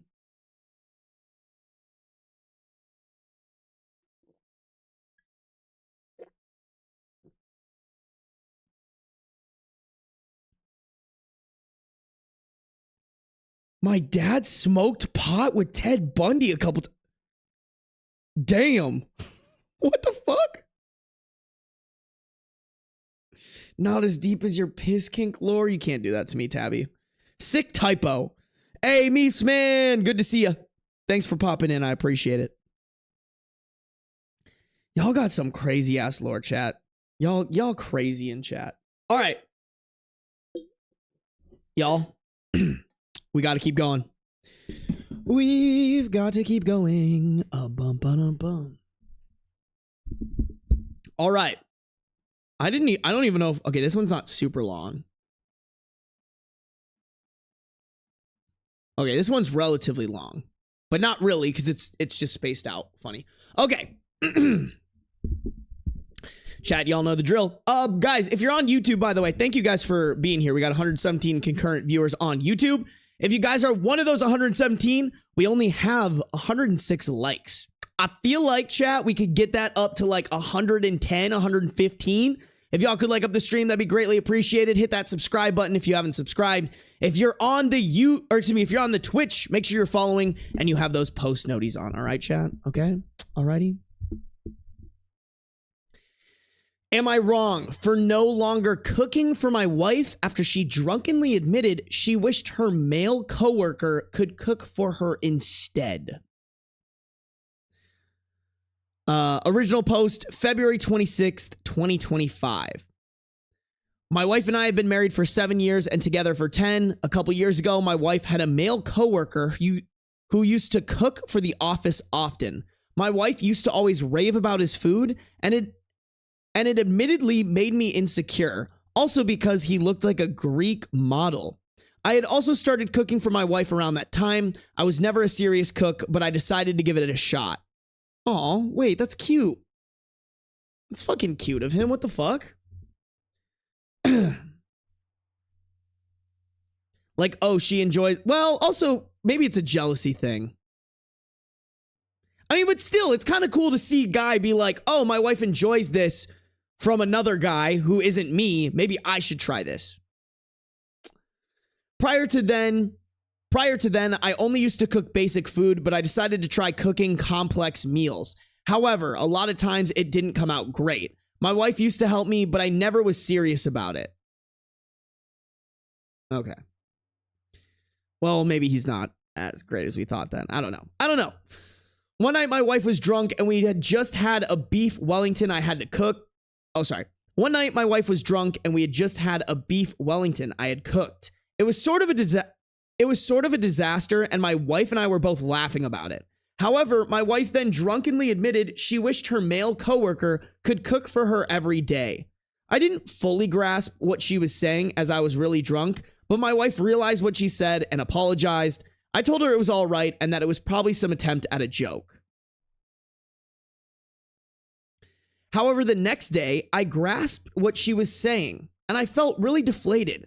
My wife sensed it and apologized again, and after taking a day to think about it, I told my wife, let's not make a big deal about it, but also, I was never going to cook for her ever again. My wife again apologized and almost started crying, but I told her it was all in the past and let's move on.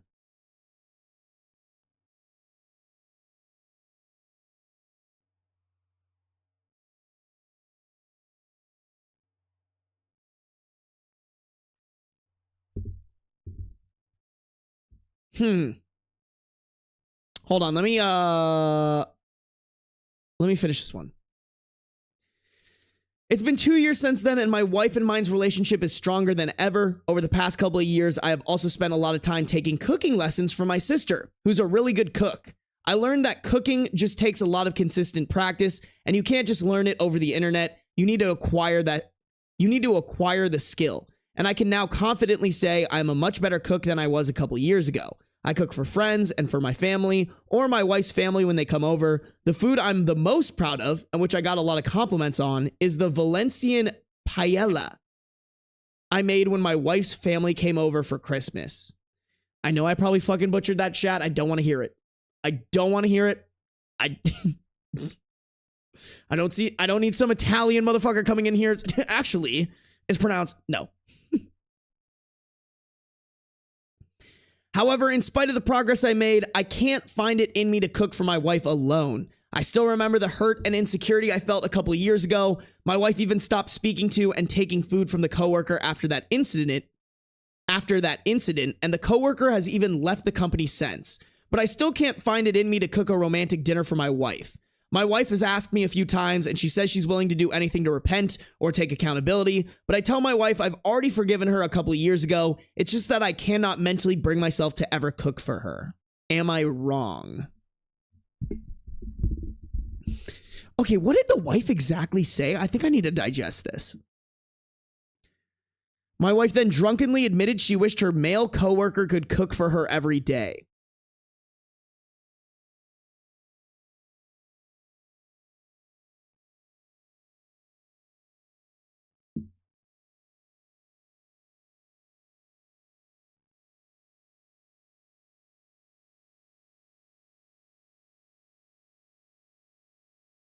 I mean, are we supposed to be reading into this saying, like, the wife basically implied that she was married to this coworker instead of OP? Like, I guess you could take it like that, but it also could just be her saying, I really like his cooking. Yours doesn't add up to it. Therefore, I wish he could cook for me, you know? Like, I wish fucking Gordon Ramsay could cook for me every day, but, like, I don't want to fuck the dude, you know?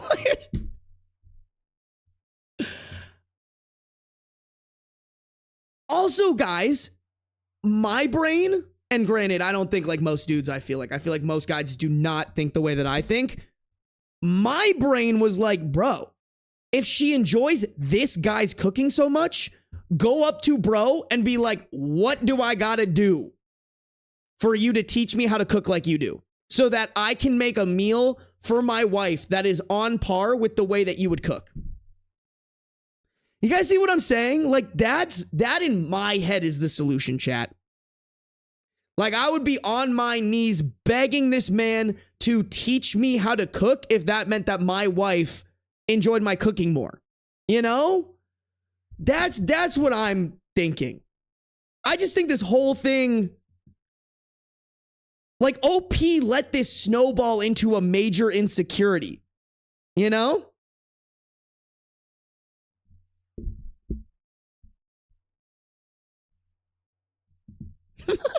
Hollow, I'd fuck Gordon Ramsay. Hollow, you're so horny. It's just all the time. Like, that's what I would think, chat. I think, like, it's weird, chat. Like, I understand the trauma of being compared to another guy that maybe you're a little jealous of. And, like, being a little, I don't know if traumatized is the right way to put it, but being a little, like, mentally blocked by it. But also, like, just fucking cook, you know? Just get better at, if it really means that much to you, get better at cooking. You know? Like, to me, chat, to me, this is like somebody who could never shoot 3-pointers and got made fun of because they can't shoot 3-pointers. In like a basketball game or something. Sorry, I'm equating this to sports. I know I have a female audience, but like there's a guy, like I'm equating it to like there's a guy, he can't shoot 3-pointers in a game. Everyone makes fun of him. It mentally blocks him. He practices 3-pointers for 2 years, whole Rocky montage. And then for some reason, he still can't fucking shoot a 3-pointer during a game because he's so mentally blocked by it. Like, it's like, bro, why put in all that practice if you can't execute?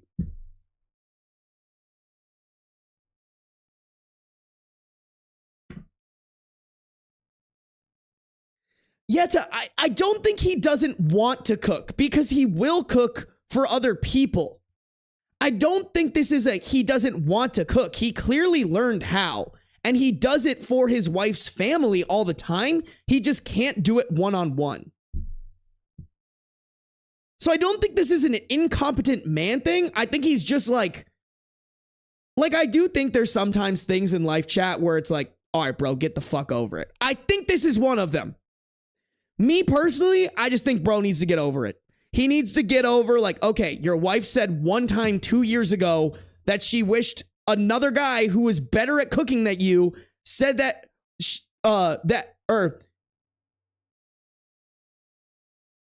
said that she wished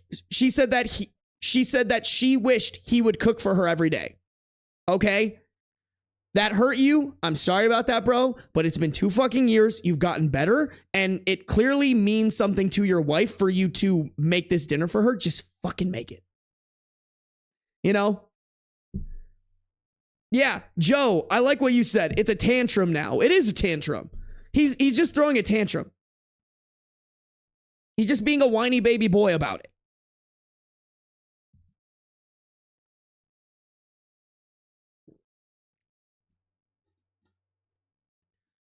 It's lagging on Twitch? That's not good. Is it lagging for everyone or is it just for Tabby?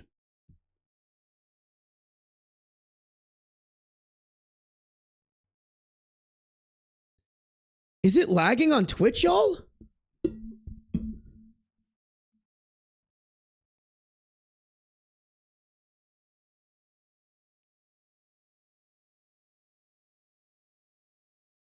Mine is good. Okay. All right. Yeah. I mean, y'all, my PC's a fucking tank. It says that I have 0 frames dropped. So 0 frames dropped and my kilobytes per second is going burr right now. And it has 4 bars. So it shouldn't be lagging. It shouldn't be lagging. If it's lagging for you, turn down the video quality. It's probably more on your end. Like, Tabby, I would check what the YouTube resolution was and what Twitch's auto resolution was for you. Sometimes Twitch hates me. Okay. All right. Okay. All right. Guys, let's do these relevant comments real quick.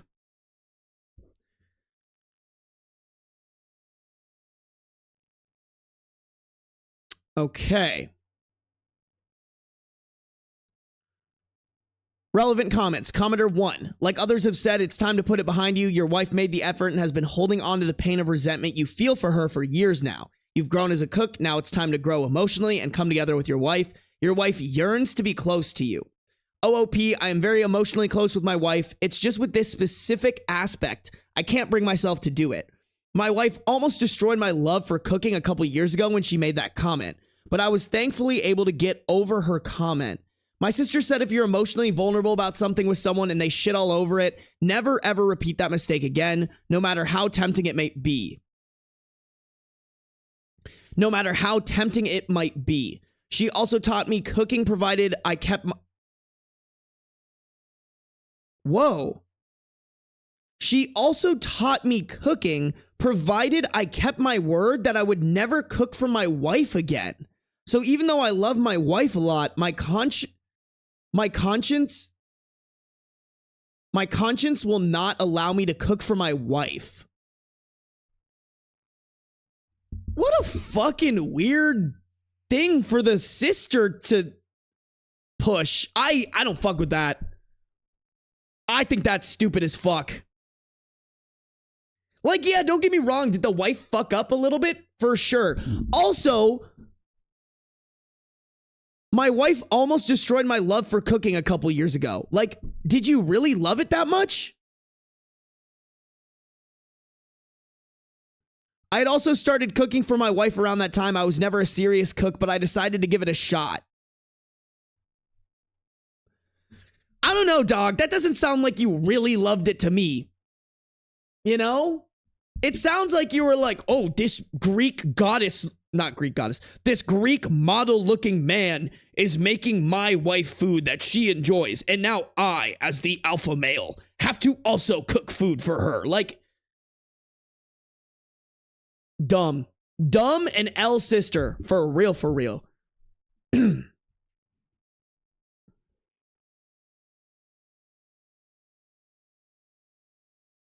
Okay, so I think... Okay, so these other comments can be summed up in people basically saying that OP hasn't actually forgiven his wife. I personally want to go on this update. I need to know what the fuck is happening, Kyle. Update February 27th, 2025, the next day. Pretty much all of the comments told me I was very wrong and what I was doing was cruel to my wife. It was never my intention to be cruel to my wife. It was all about my mental health. But I understand now it can be perceived as being cruel. I didn't want to make a big deal of it, so I told my wife this morning I would start cooking for her tonight and make her a special dinner. My wife was very excited and hugged me and thanked me, and I am nervous and excited and looking forward to opening this new chapter in our lives. I, however, reminded my wife again how she had almost destroyed my love for cooking a couple of years ago. I also gave my wife an analogy. My sister told me this morning to tell this analogy to make my wife understand the impact of what she had said a couple of years ago.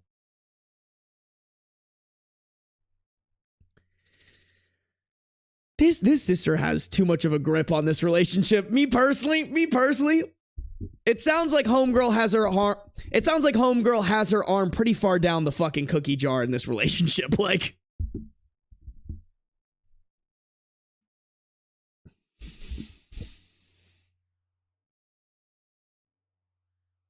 I asked my wife how would she feel if I drunkenly admitted to preferring hugs from Vanessa. Vanessa's my close childhood friend because Vanessa has a softer and more feminine feel to her. I asked my wife if she would get over that comment even if I apologized the rest of our lives, and my wife admitted she wouldn't be able to get over that comment, and she apologized again for what she said a couple of years ago.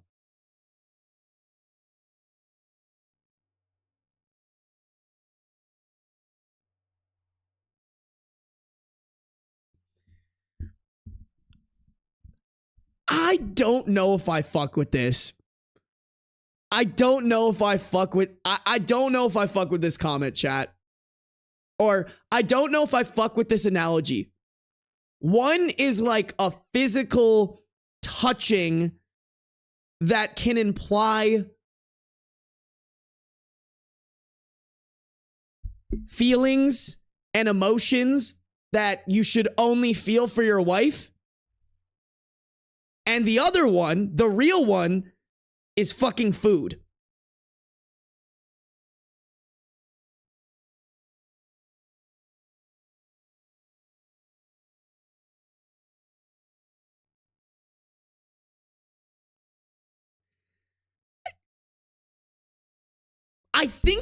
think bro and his sister, I think bro and his sister think they're cooking here. Maybe I'm being a dickhead, but I think this is stupid. Like,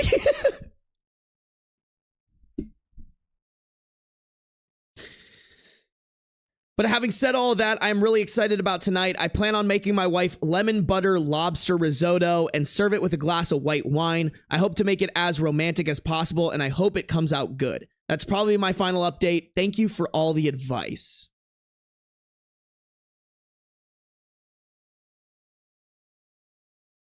Okay, this is also the commenters being like, the Vanessa example was weird, and the sister has way too much of an impact in this relationship.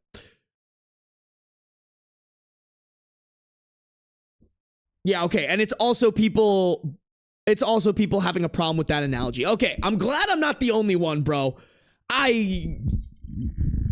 That whole...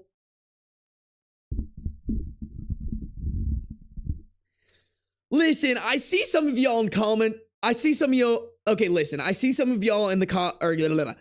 Listen, I see some of y'all in chat saying divorce. I don't think divorce, okay?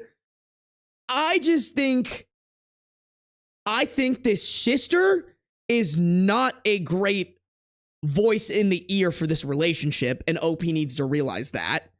I think he needs to realize his analogy did in fact not cook, no pun intended.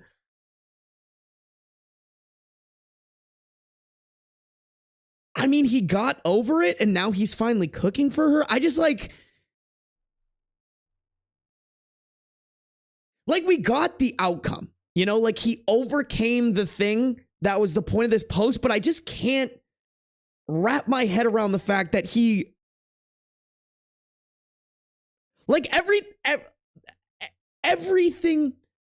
that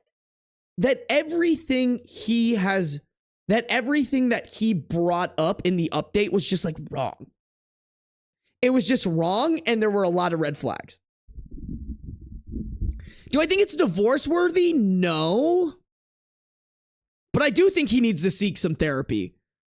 Because this whole situation was just a situation that didn't even need to happen.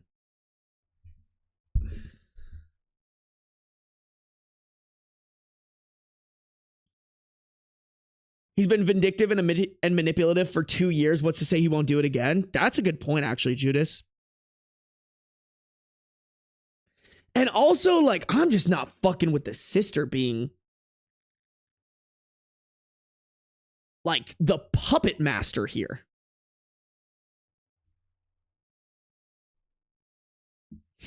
Y'all are saying divorce and then therapy. I guess we'll see. I don't know. Yeah, this was a 2025, so who knows? Something could happen. Who knows? Oh man, chat. All right, let's chill for just a second, chat. But we do got to keep rocking and rolling with the stories, okay?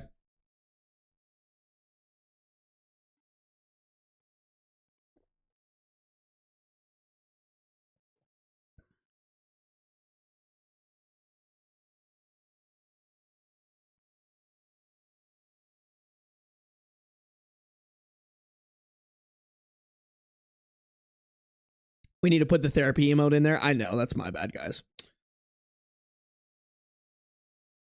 Damn, not y'all calling beans over? Am I not good enough for y'all? Y'all saying I'm not good enough for you. Fuck, chat. I might have to pull an all-nighter tonight now that I think about it.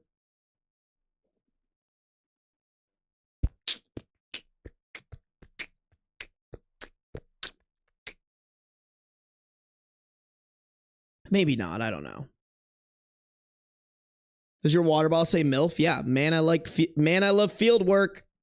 Shout out my boy's company. Man, I love field work.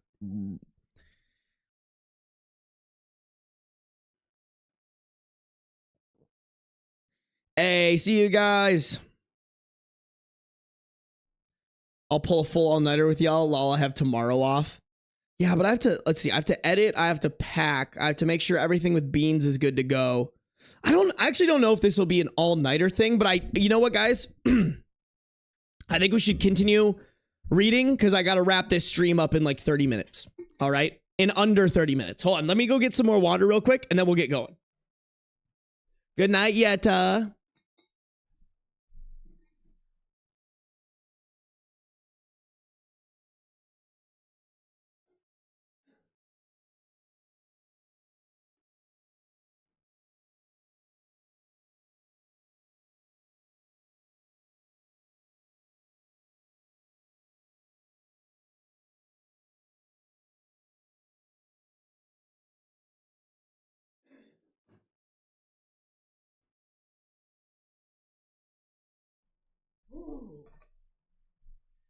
Okay, chat.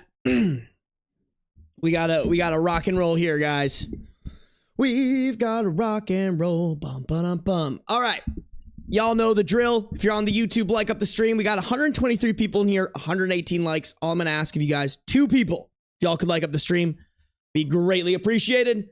Make sure you're subscribed. If you're on Twitch, make sure you're following. No matter where you're at, turn on those post noties. My wife returned from a work retreat. Excuse me. My wife returned from a work retreat with a hickey. She swears it's a bug bite, but I'm not convinced. I'm at a loss. How do I move forward? OOP originally posted to r/marriage and r/relationship advice. Original post February 21st. Original post February 21st, 2025. I'm 27 male in a fight with my wife, 28 female. We've had fights before, but not this bad. I'm at a loss on how to proceed. For context, we're college sweethearts, married for almost 6 years. We have a daughter, 4 female. Our relationship was never perfect or without challenges. We've faced some family opposition with cultural differences, but we've made it work. She's my first love and my best friend. My wife works in corporate. Her job has annual work retreats that last for about a week. This year was in Vegas. I usually arrange my work schedule and tag along with her, and we make our own trip out of it. We couldn't this year. Our daughter gets major anxiety traveling long distances. We're working on it, but she wasn't budging, and we decided to choose our battles. So I stood behind and held down the fort at home. The change of plans was a bummer because the trip was part of us reconnecting as both a couple and as a family. My wife's work hours have taken a toll, and her work/life balance leaves much to be desired.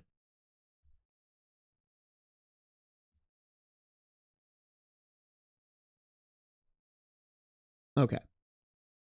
I think what they meant to say was my wife's work hours have taken a toll on our marriage, and her work-life balance leaves much to be desired. We entertained the idea of her skipping the retreat. Attendance is optional, but it's generally frowned upon if you don't, and my wife's making connections in her field. She grew increasingly weird. We have a system. If either of us is away for extended periods, we keep in contact. For the first day or so, she was herself, but she grew distant. I'd even text her about important stuff and be left on read while she claimed she never saw my text. Whenever we talked, she was rushing me or our daughter off the phone. These were all times she wasn't involved in retreat activities.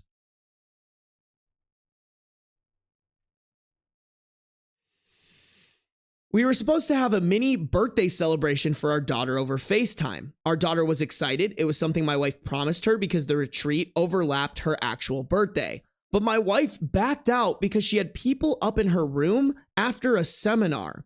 It was like she wanted my permission to break her promise to our daughter.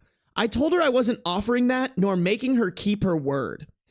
She said I wasn't being fair and this was a networking opportunity. They were business oriented. They were business oriented and wouldn't step away They were business oriented and they wouldn't understand her stepping away for family time. I said her decision is her decision, but she'd have to explain it to our daughter. She promised her that she'd rain check the following day. I mean, even if that isn't suspect, it's a shitty way to parent your kid, you know? Like, at least reschedule the birthday FaceTime, you know?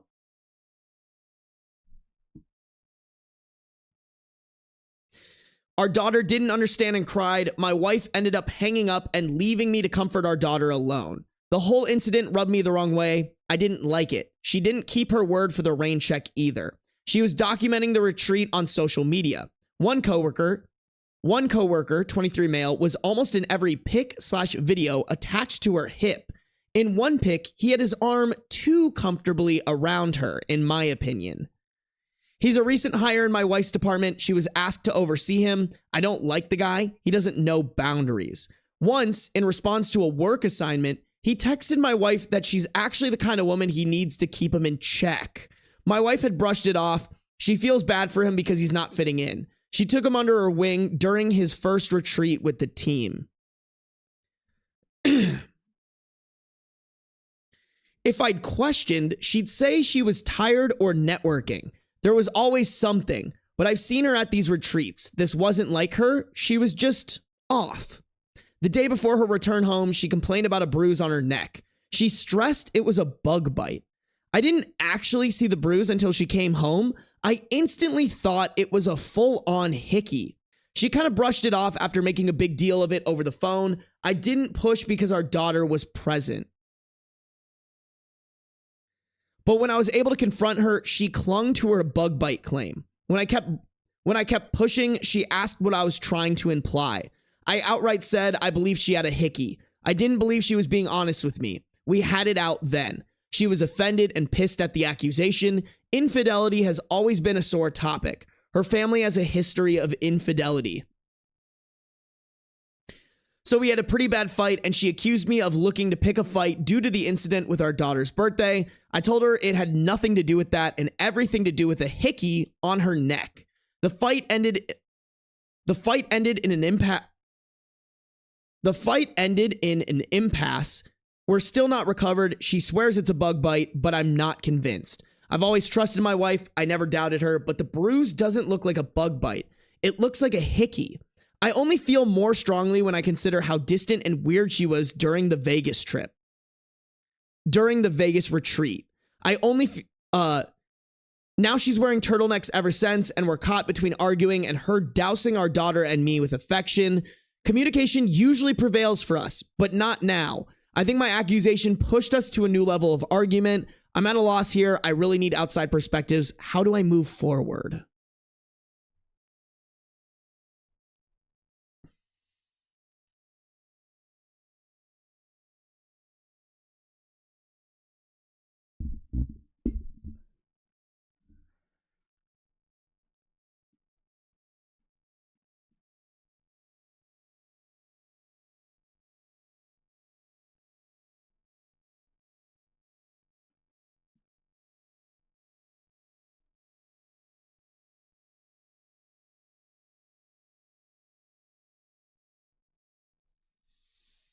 Y'all,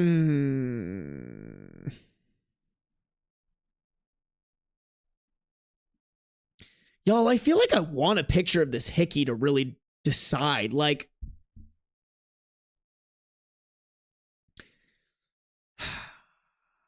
I feel like little mini red flags are shooting up. Like dousing the daughter and OP with affection.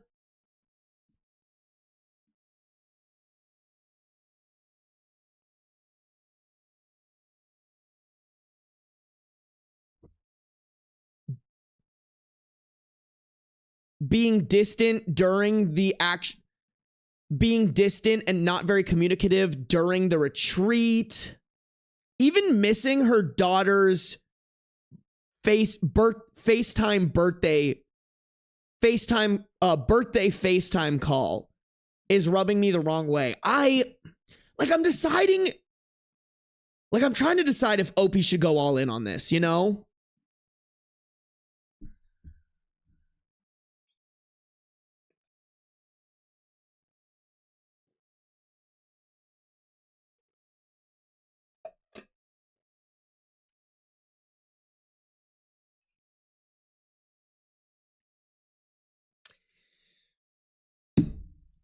All right, chat. My final verdict on this, I think OP should check phone records or go through OP's texts just to check, because hickey love bombing, lack of communication, I think that's enough to at least be suspicious. Like, the wife is definitely giving. The wife is doing some sketchy behavior here.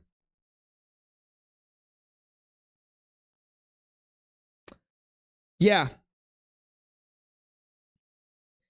Like, I would like to give her the benefit of the doubt, but I just genuinely don't think her behavior is behavior that deserves the benefit of the doubt. That deserves the benefit of the doubt.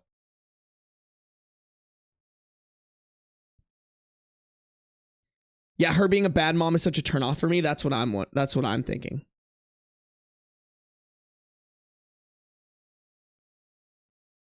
I'm a magnet for bug bites and they never looked like hickeys. That's what I'm saying. Like, I feel like I really need to see this bug bite.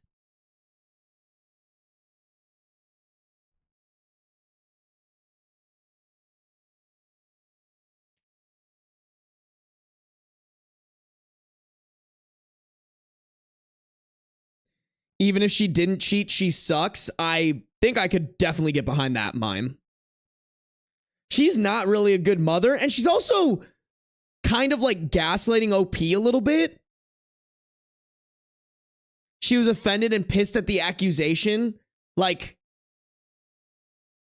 that's like the why would you think that situation, not the oh, you're like, you should feel bad because like I'm offended and pissed that you would do that because you know that I struggle with infidelity in my family, you know? Like, yeah, there's just a lot there that I'm not a big fan of.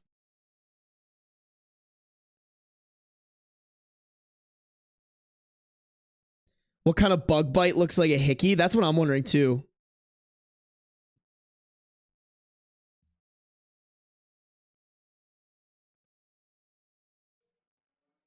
Hey, good luck for your exam, Asian Fury.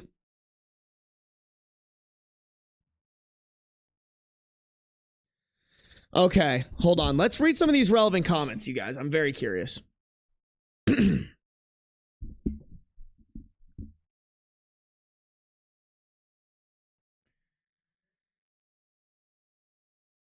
Okay.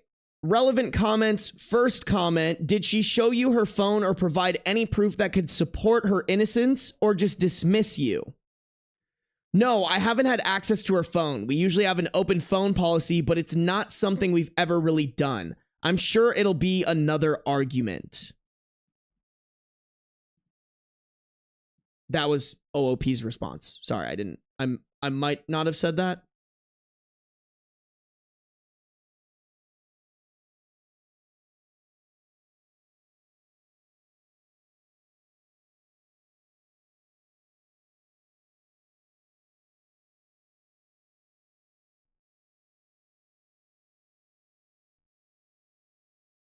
Okay, wait. So someone asked whose idea was a commenter asked whose idea was the FaceTime birthday celebration. OOP responded with the birthday FaceTime was my wife's idea. She promised our daughter and got her excited about it. No, she didn't talk with our daughter until she was calling to cancel. That's another reason the birthday stunt rubbed me the wrong way.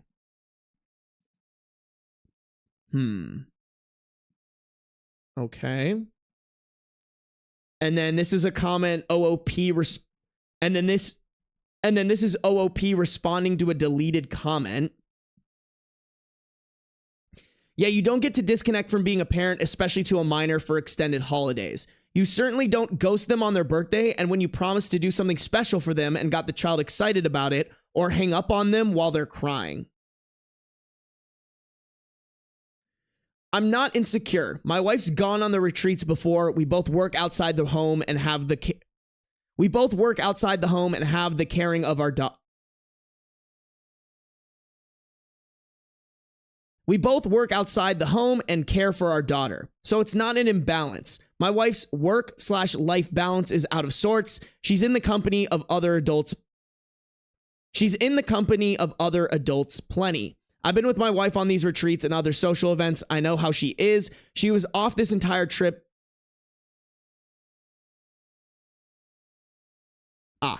Hold on, let me read that again. I've been with my wife on these retreats and other social events. I know how she is. She was off this entire trip, nor was it appreciated her entertaining a coworker who ignores boundaries, having his arm wrapped around her waist like he was claiming her or something. I trusted her when she said she had a bug bite. I got things to help her treat it for when it returned. It was only after I saw the bruise. Okay. I got things to help her treat it for when she returned. It was only after I saw the bruise in person that there was no mistaking it was a hickey for me, and I questioned her on it. All right. Shit chat. Well, I think we just got to hop into the update. It's a long one, so let's strap in here. Update February 28th, 2025. About a week after the original post.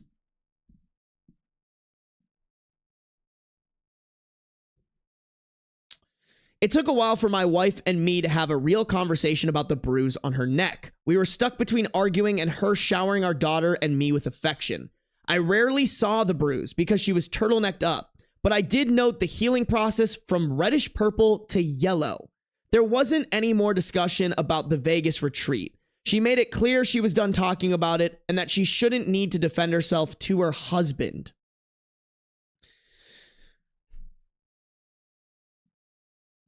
I don't like that. It's like, oh, if your husband thinks you're cheating, that isn't something he's just gonna brush aside.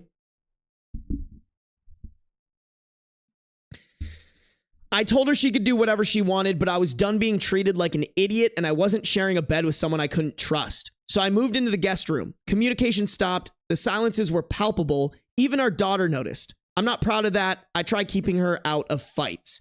My wife came to the guest room one night and asked if we could talk. I could tell she had been crying. She said she hated the way things were between us. She felt she was losing me either way. I told her I needed complete honesty. She confessed she hooked up with that coworker on our daughter's birthday. The hickey was from him.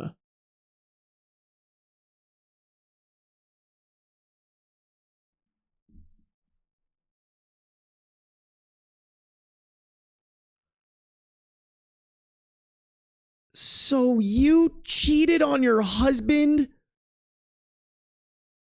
during the time you were supposed to do the FaceTime that you scheduled with your daughter for her birthday? Oh God, it does not get more evil than that. Holy fuck.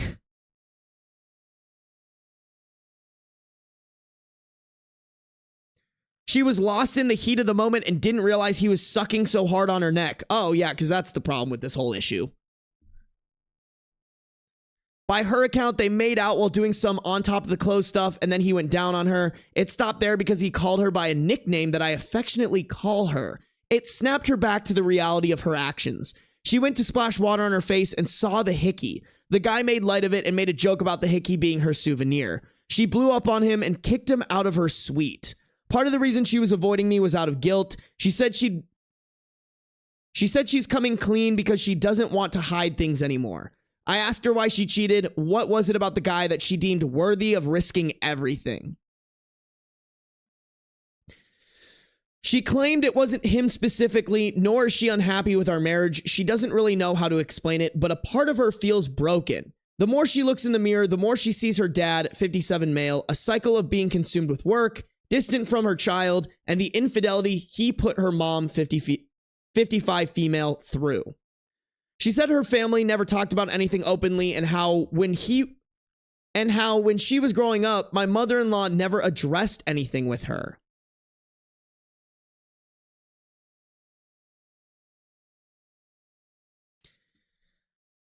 I said her parents didn't. Yeah, okay, wait, hold on. So like, okay, girl, that's tough. I'm sorry you feel like that. Go to therapy. Don't fucking cheat on your husband. Like what? It really do kind of be that simple.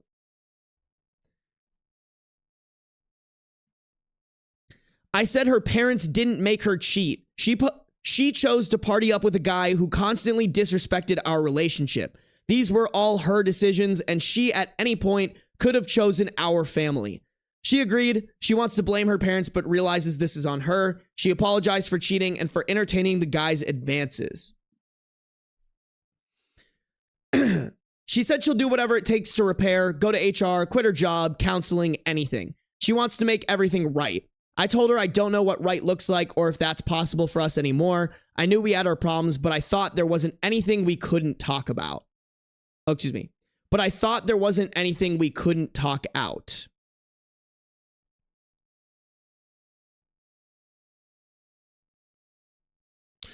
She insisted we could talk it out. We didn't have to give up on... She insisted we could talk it out. We didn't have to give up on us. She tried giving this rally cry for our relationship, but I felt very numb. I said I didn't recognize her, not just the betrayal of our vows, but also how she treated our daughter. She's like a stranger. She feels she failed as a wife and mom, but she loves us both beyond words and wants our life together and our family intact.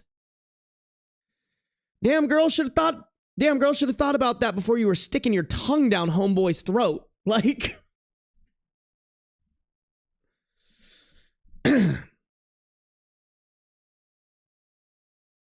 I told her I couldn't give her the answer she wanted and thought we needed to separate and reevaluate. She didn't want separation. She felt we should stay together in our home, but I told her a separation was happening. Either she was leaving the home or I was with our daughter.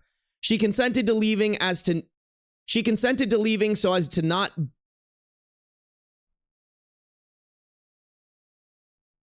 She consented to leaving so as to best not uproot our... Oh my God, sorry guys. She consented to leaving so as to best not uproot our daughter so much. She asked for our daughter not to be taken away from her. My wife's staying with my in-laws. I know that's difficult in itself because she doesn't have the best relationship with her parents. One of the hardest parts is the shift for our daughter. Right now, she believes her mom's just busy with work per usual. She hasn't questioned it too much. I mean, that's a fucking shitty reality for a kid in general. Like, if the kid's like not even concerned about mommy being gone, like that was already fucked to begin with, bro.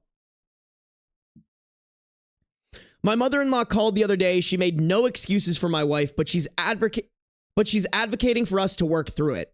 Yeah, obviously, because she fucking did it. Like, she told me times when she heard my wife describe me as the anchor she always wanted. She believes there's something worth fighting for if I'm open. Despite some family opposition we faced through our relationship, my mother-in-law was always a supporter of us. I'm even more at a loss. I never imagined this kind of betrayal from my wife. She was my safe space.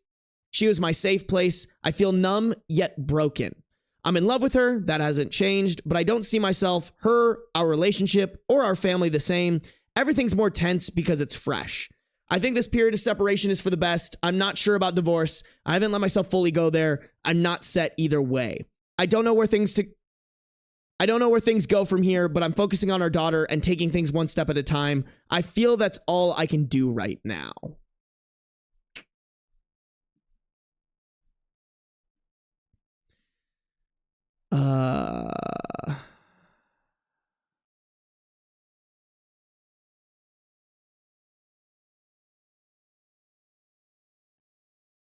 Okay. So this is just people commenting about the guy using the pet name that OP had for his wife during sex, which, yeah, don't get me wrong, that's fucking insane. But like, we already knew that a guy who's willing to sleep with another guy's wife and destroy a family is probably a shitty fucking human being.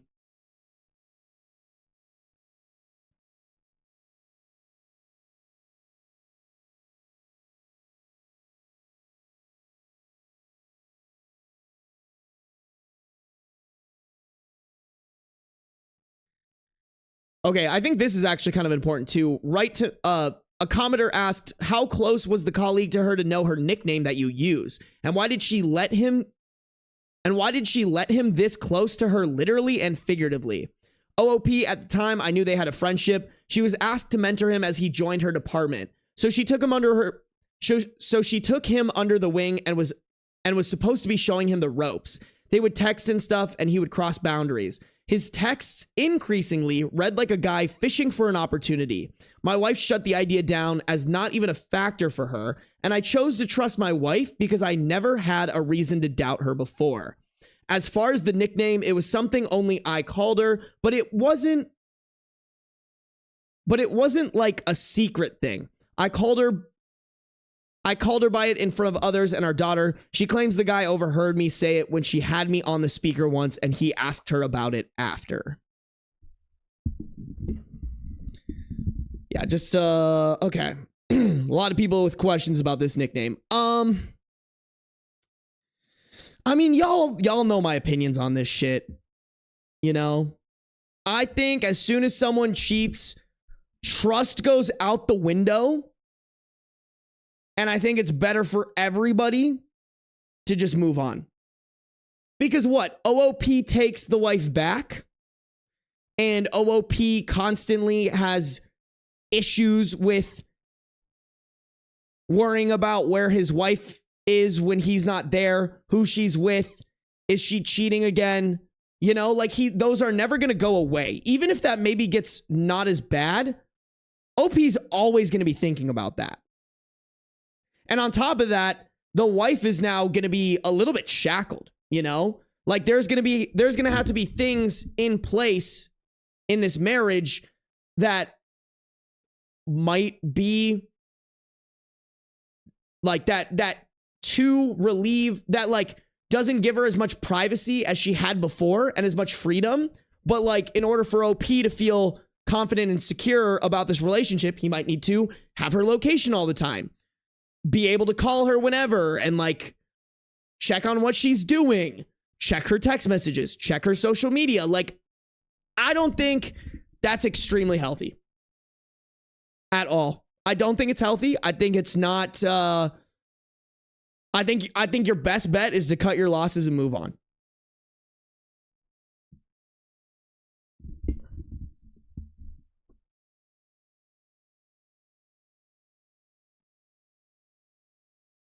Yeah, missing the kid's birthday in order to cheat is honestly even worse. I forgot about that. That fucked me up. Yeah, you're right. Even that, like, not only is she a shitty wife, but she's a shitty mother. And that too is a huge factor. That, honestly, chat, by itself is a good reason to snip, snip, chop, chop. Yeah, that's fucking evil, bro. That shit's evil. Wow. Just wow, chat. All right, you guys. I think that's it. I think that's all you wrote. Guys, my voice is fucked. I got to start packing. I got to edit the video that I want to go up. Actually, you know what? Technically, I could put that video up on Thursday.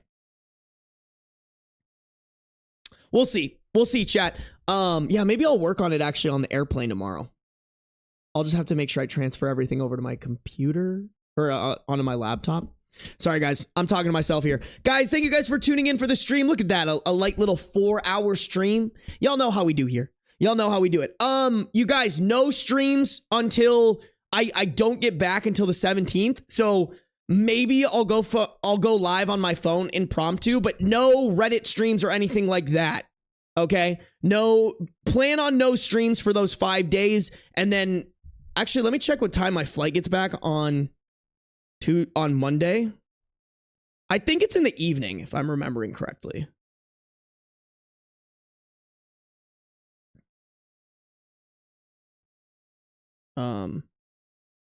Hold on.